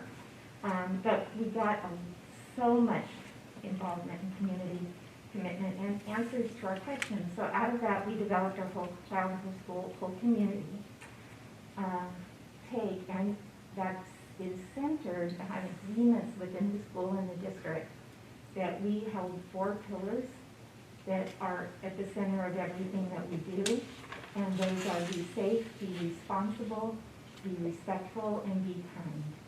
So those are, we remind people about those at the beginning of any kind of meeting. Our kids remind each other, and we work together to be places that you can tell that those are the things that are important to us as a community.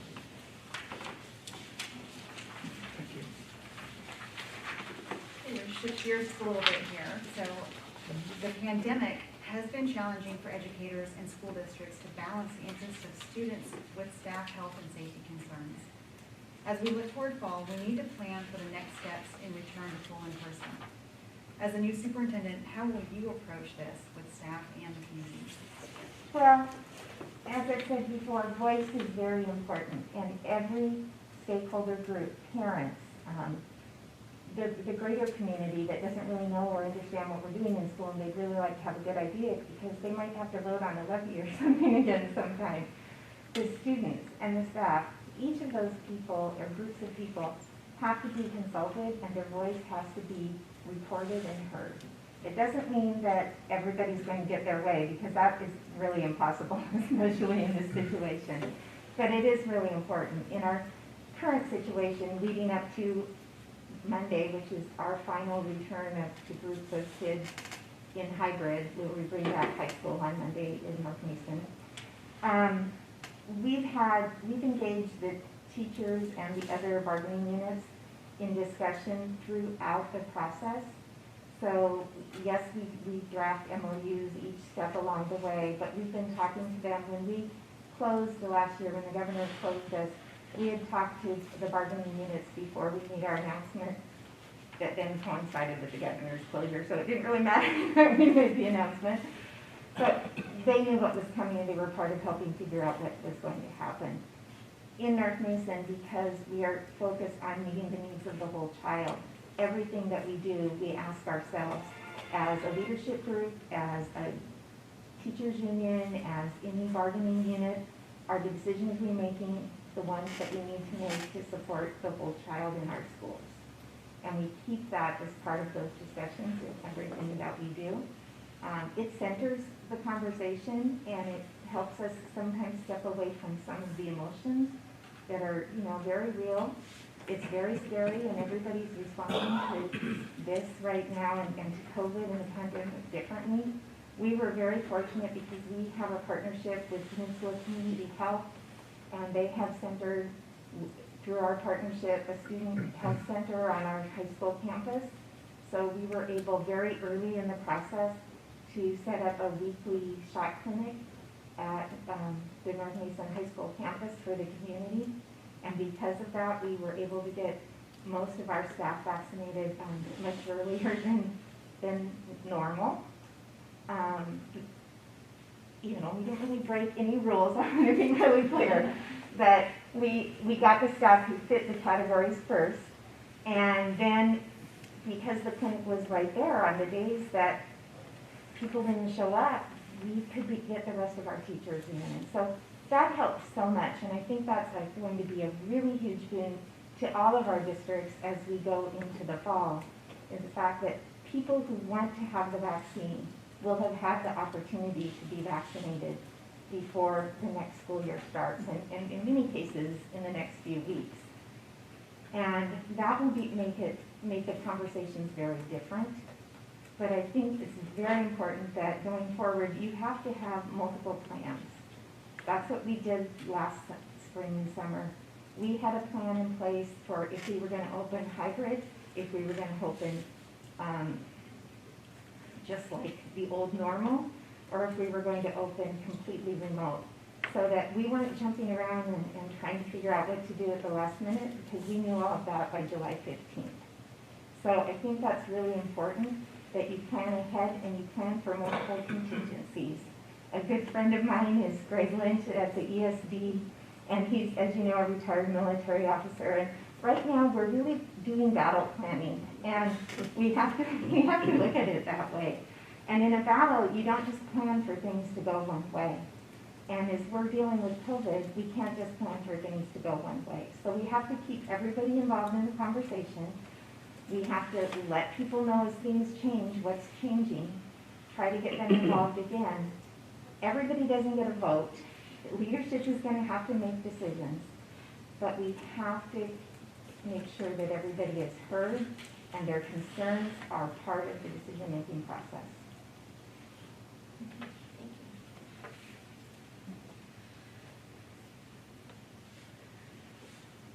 My turn. Sorry. Now, what challenges or changes do you foresee with public education funding in the coming years? And as superintendent, what is your formula to continue financial stability in the Peninsula School District? This is my favorite question. Okay. First two. Yeah, the legislature doesn't really like hearing from me about this anymore, but, well, as you know, McCleary did not solve the school budgeting problem in any way, shape, or form, and I could go on for days and hours about what that looks like, but for example, in North Mason, we are funded for 2.2 groundspeople who would be responsible for maintaining all of the outdoor grounds for 11 buildings and 7 sports facilities. So obviously, the funding formula does not cover everyone. It covers the formula, and that's how they fully funded us. So that still is a huge problem. In Peninsula, there are some benefits. Peninsula is a 12% district, and so that helps with the funding, with the regionalization dollars. And in looking at the Peninsula finances, the district has done a really good job of maintaining appropriate percentages for benefits and salaries and still having really solid contracts to offer folks, and that's really good. But most districts are still way too reliant on levy funding. And I guess I'm going to answer the last part of the question first because I'm headed into that, and I'll come back to another current trend.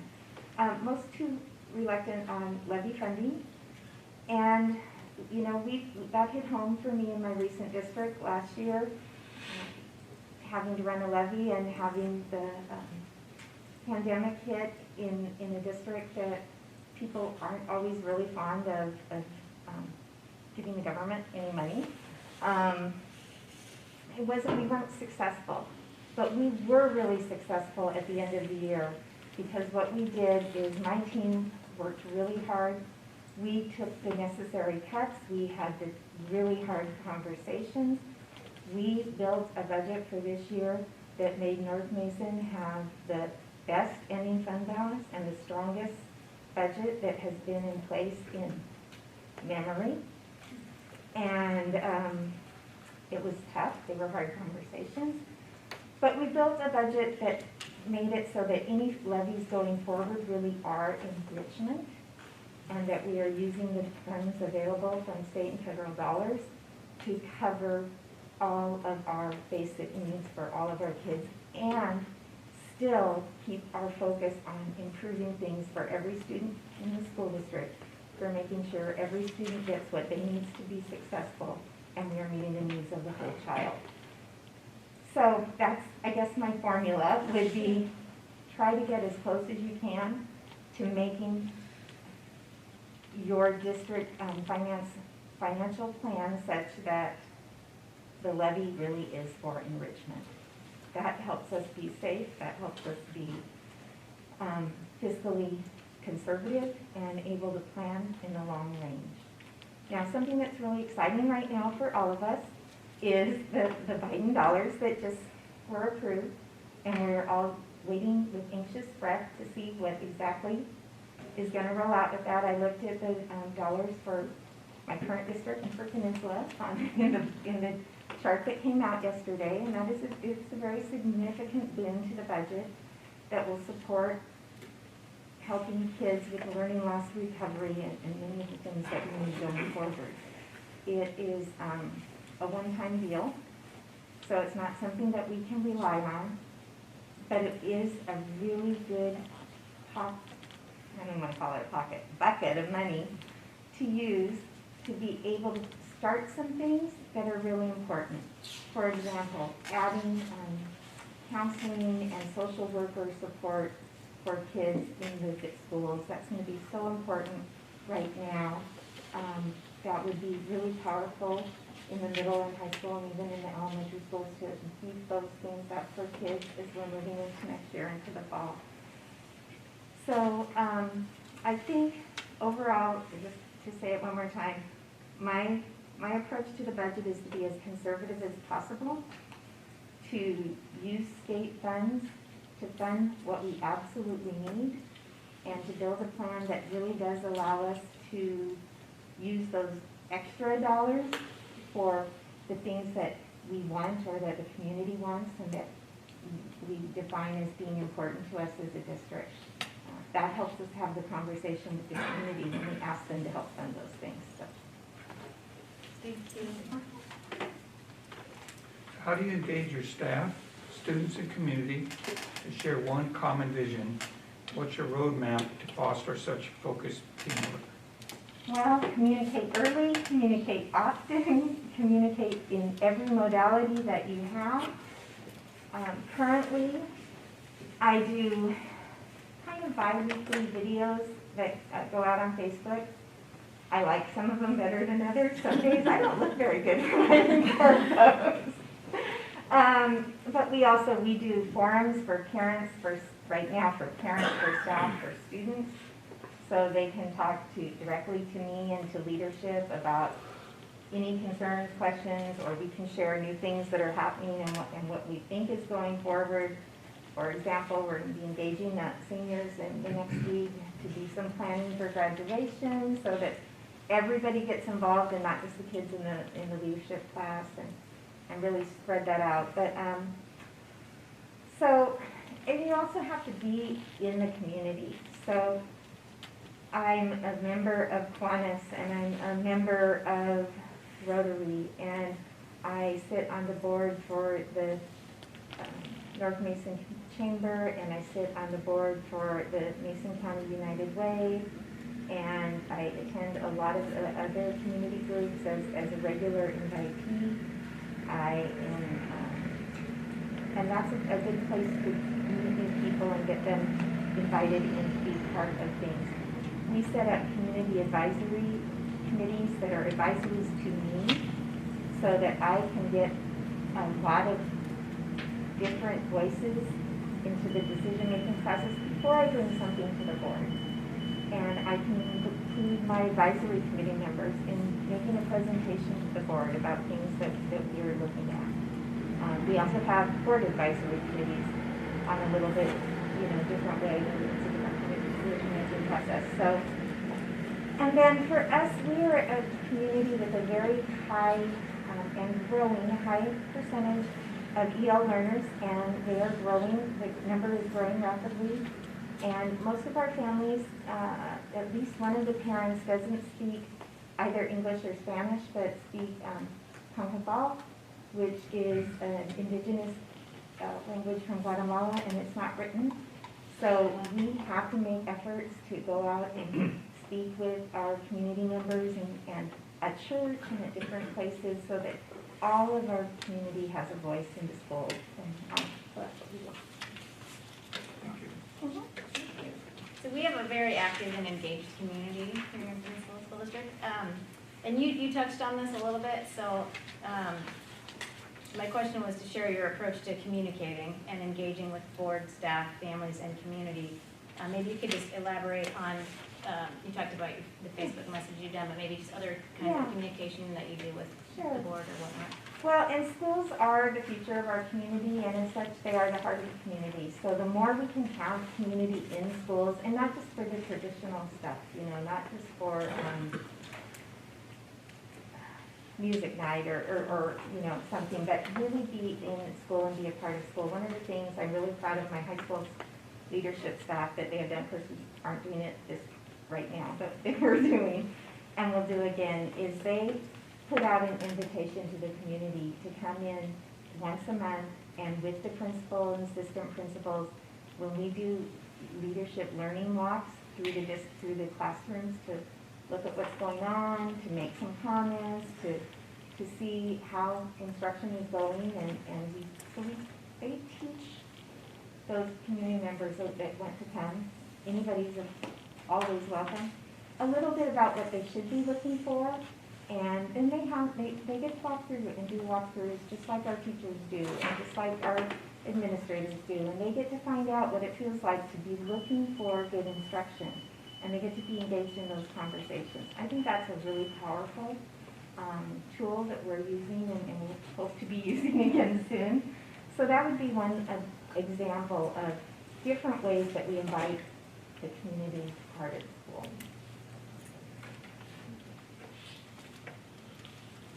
Okay. Can you share your thoughts on the varied pathways for student achievement and what would be your plan for our school district when considering the growth in this area? Well, Peninsula, like I said, has very strong student achievement, and the traditional pathways are very much in place.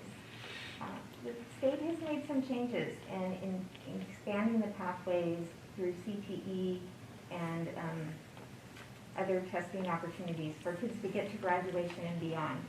So I think what we would do is we would look with our leadership teams at what's in place right now and what has been our response to the new pathways, what do we really have available for kids. I know for North Mason, as an example, if you call OSPI and ask them how many pathways we have in CTE, they say we have 11.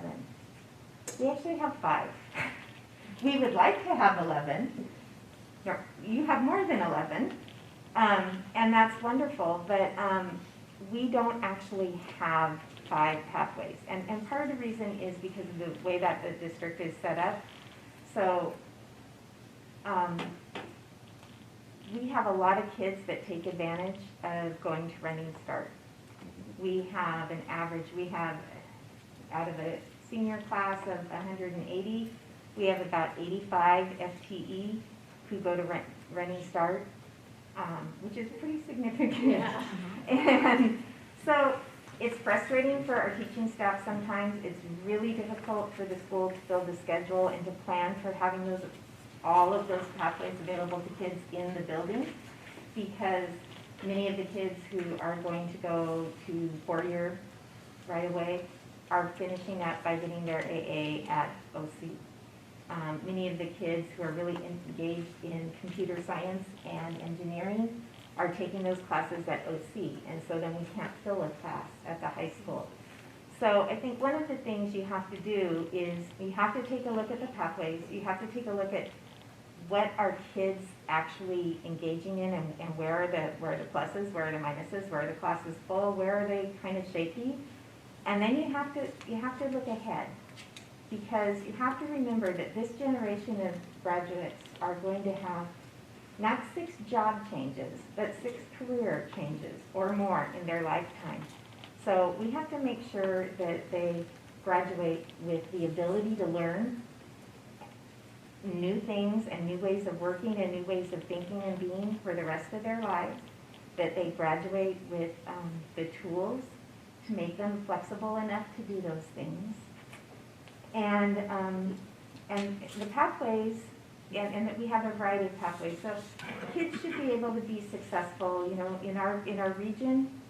Kids who graduate from high school and get on at the shipyards can start with a $70,000 a year job, and that's really attractive. That's better than my daughter, who's graduating in marine science, is going to be coming out of the UW. And so, you know, we have to honor that not everybody wants to follow the same path, and not everybody needs to be. And so what do we have available? If the kid just wants to have really good tech skills and get out and get into the tech world, they're not necessarily looking for degrees anymore. So let's make sure the kids graduate with the skills that they need. One of the things, you know, and there's such a broad range of things you can do. One thing that is often overlooked, and Peninsula School District has really strong theater programs. You know that there's a great pathway that you can create for kids who can graduate from high school with the certifications to be a stage manager or a lighting expert or any of those things in a really good living family wage job. So those are the kinds of things that we have to make sure we know that our kids have any opportunity available to them.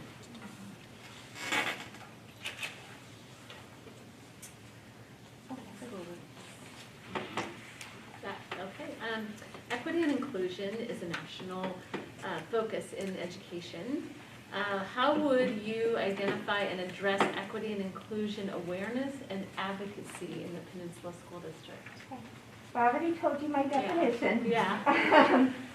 But I think what's really important is we need to take a look at ourselves as a district and as a community. And having an outside group come in and help us do an equity audit so that we can really find out that, you know, what things are just embedded that we don't know that are there, that are creating barriers for students. And that would be the first thing that I would do. And that would help us because that would give us a roadmap to what kinds of training we need to do with staff, what kinds of changes in policies and procedures and just the way we do things that need to happen to make it a more inclusive, equitable place for kids. My middle child was born at 23 weeks. And so the doctors said to us, well, they said many things, but when he finally got to go home, they told us that he was going to be nonverbal and non-mobile. Andy played hockey in middle school. He graduated in the top 10% of his class. He graduated summa cum laude from college, and he just finished his master's with honors at the University of Edinburgh in theater. So he's not nonverbal, and he's definitely not non-mobile. But the reason that that happened is because I was a tireless advocate for him. And I was able to find people who did that for kids. And for example, when he was not able to learn to walk at the right time, we were stationed in Virginia, and his pediatrician said, I am going to give Andy the diagnosis that he needs so that the Navy will give you the tools that he needs to learn to walk, that the insurance will. And you know, that could happen for any kid, but it didn't. Because we were in preschool in Virginia, special ed preschool starts at 2 instead of at 3 like it does in Washington. So we were in preschool with 12 other children who had been born about the same time as he was. I've kept in touch with some of them, and nobody has had the progress that he has. And he, you know, he graduated with no special needs and any of those kinds of things. He worked hard. Some of the other kids did too. So, and when I was there, and we helped build advocacy programs for kids. But it's really important that all along the way, every child in school knows that there's somebody there for them, and that somebody's going to make sure that their needs are met, whatever they are, and that's what we're here for. And so I think as we look at that in our district, that needs to be our goal and our focus. Thank you.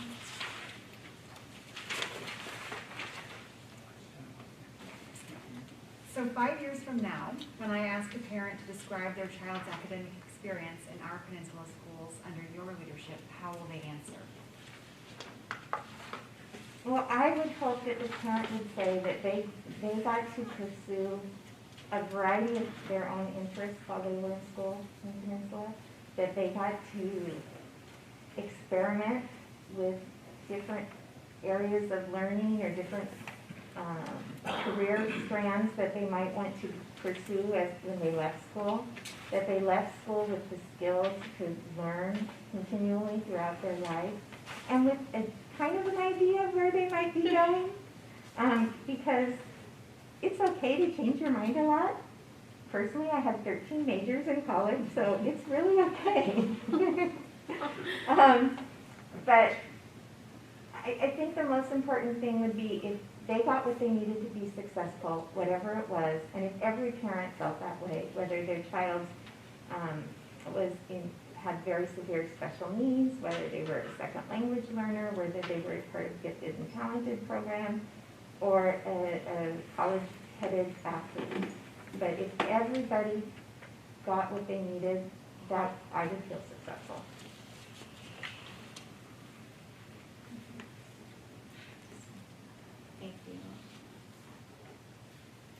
So switching gears a little bit, you're certainly aware of our ongoing efforts with capital projects.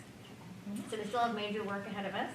How will your own experience benefit Peninsula with the capital projects and planning that still lies ahead? Thank you. Well, things are very beautiful. But in my most recent position, the bond was approved right before I arrived. And so the team that I led, made sure that we completed all of the projects in the bond on time and on budget. That we also had a plan and followed through for extra things that we could do that weren't in the bond, but had been talked about with the community. So certainly there were some community members that felt like those things were part of the bond. So it became very important that they happen as well. And actually we just finished the last extra project, which is a brand new girls softball venue. So our girls venue is better than our boys now. So, and that was a long time coming because the softball field was really kind of embarrassing and certainly not equitable venue. So that was a really good thing. But, you know, the experience was good because when they ran the bond was in the middle of when we were all struggling with real estate and values had dropped so much. And so they thought they had a ton of money to do everything. And then the minute we started to build, things got better in the building industry and costs went up 30%.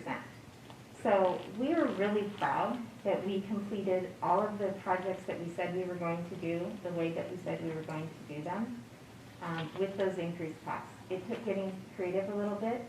It took having some tough conversations.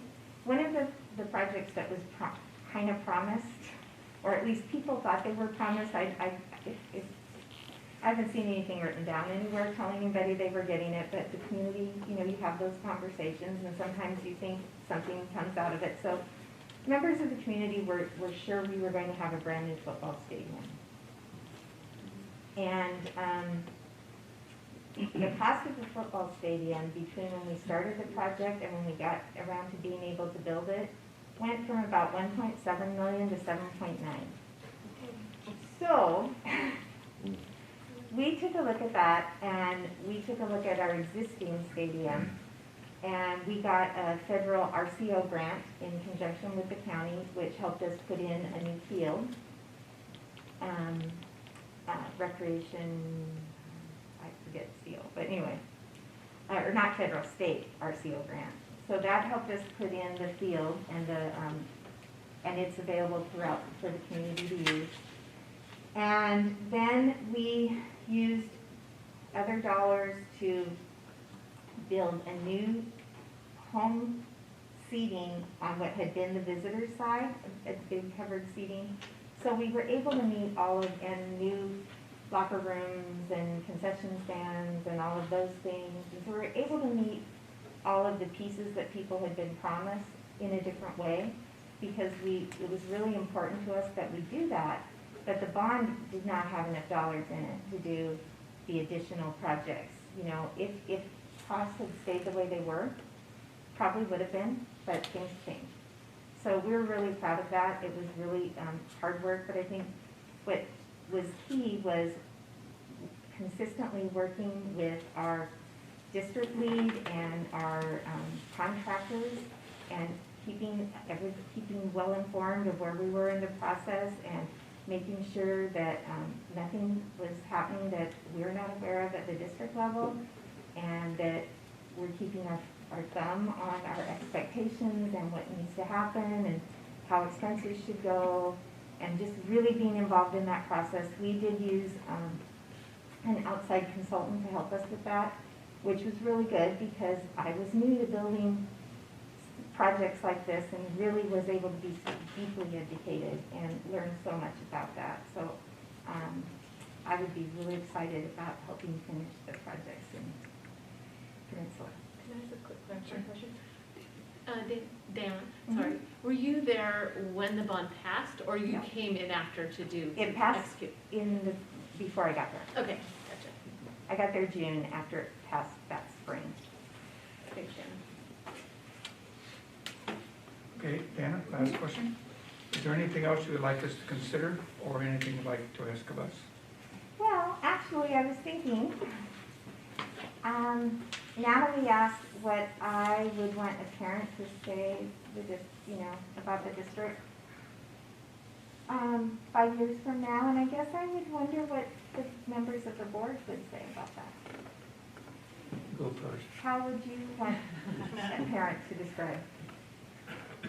Okay, I'll go first. Okay. I guess. I am still a parent in the district, so I think what I would like to say is that my children were heard and seen and encouraged and given a pathway that excited them and prepared them for success, whatever they chose. My youngest right now wants to go to Harvard, be a chef, but wants to take auto shop in high school, and I think we should be able to do all three. Yeah, I would say that I would love for every student to say that they had an advocate, that they knew that there was at least one person that was there for them, it's hopefully more, but they could count on all the time, and that every child, every student was able to, in the Peninsula School District, get a vision for their future, whatever that looks like, and see a clear pathway toward that. And feel that pathway is valued the same, like all pathways, are not. Are not the same, but are have the same value. Does that make sense?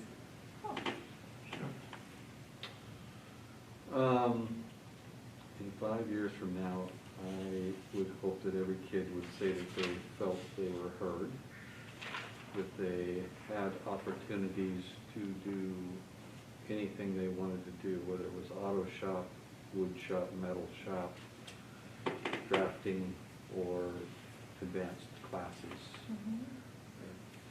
I'd like us to see us offer a whole lot more opportunities.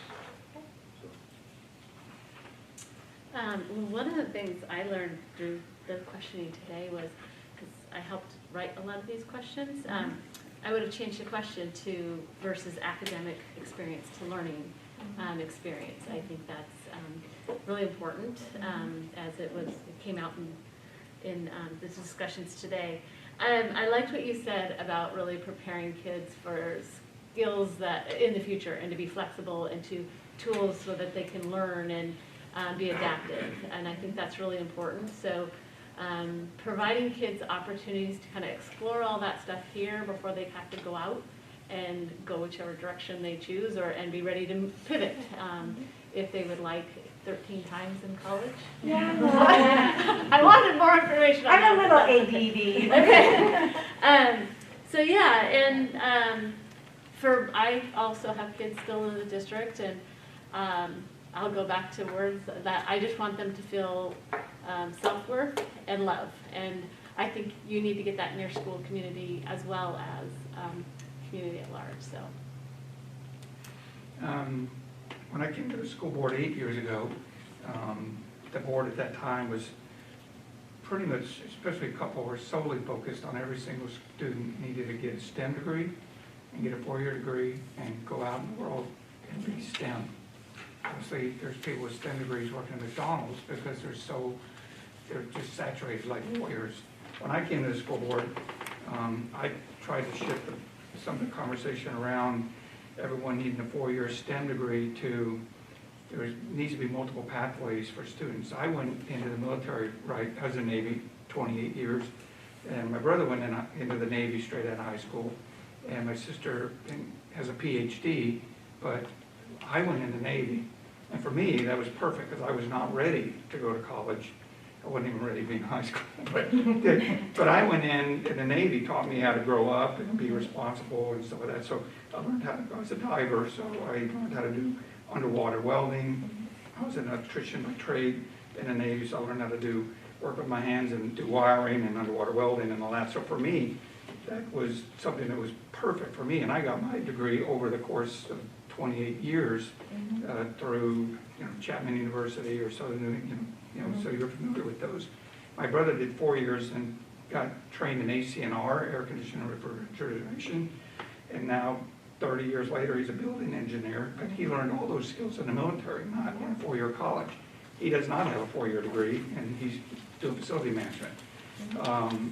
You know, so I was pleased that the districts got more focused on, like, we have our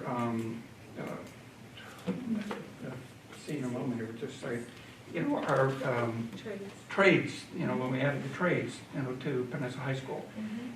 Because I came on as a huge advocate for, and I know when I was a kid, it was vocational education, and we had auto shop and you know, welding, electrician, wood shop, metal shop, even beauty school, what was it called, cosmetology college. So, I mean, we had an entire wing in our high school that was only vocational education, because we knew where we were from, that was important to be able to go out and have apprenticeship and stuff like that, because not everyone back then could go to college. And so, for me, that's why I'm specifically proud that we just added our NEBJ ROTC program here. That's just one additional pathway. So for me, I would say 5 years from now, that we continue to think about the whole child, that not every child is going to go to college or the military, but we want to make sure that we give them every opportunity to succeed. Thank you.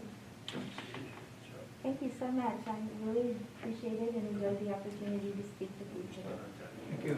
Thank you. Thank you.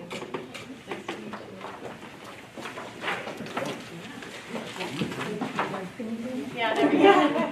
Thank you. Thank you very much.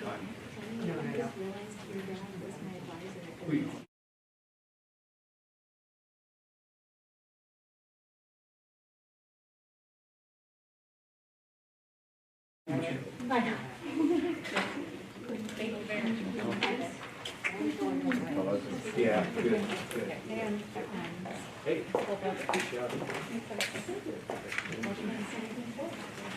Jerry.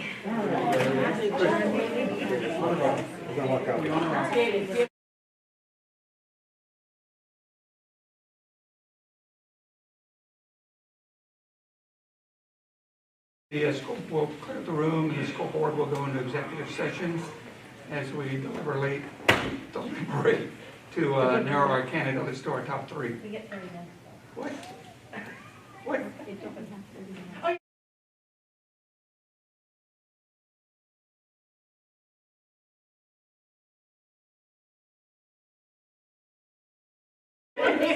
Come on, man. Not adjourned. We're on a break. We'll wait. Clear the room, man. Get out.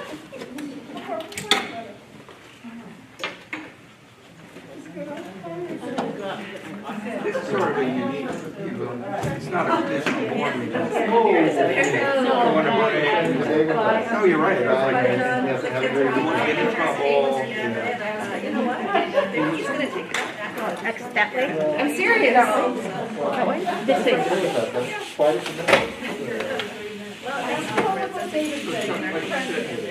No, I'm just trying to make it easier for you so you don't I have to wait. That's what I said.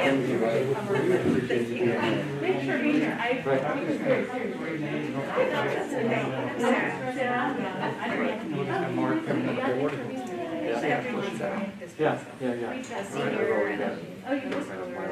I have to for sure. My third one is starting off. Yeah. I sort of have a feeling, but it's sort of, the next 30 minutes I'll be. Because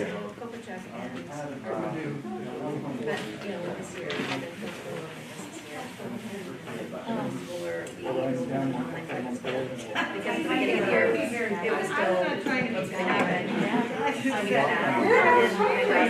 Senior and she's my friend started. So no one's been as involved with this year, but what do you guys think? What's going to happen?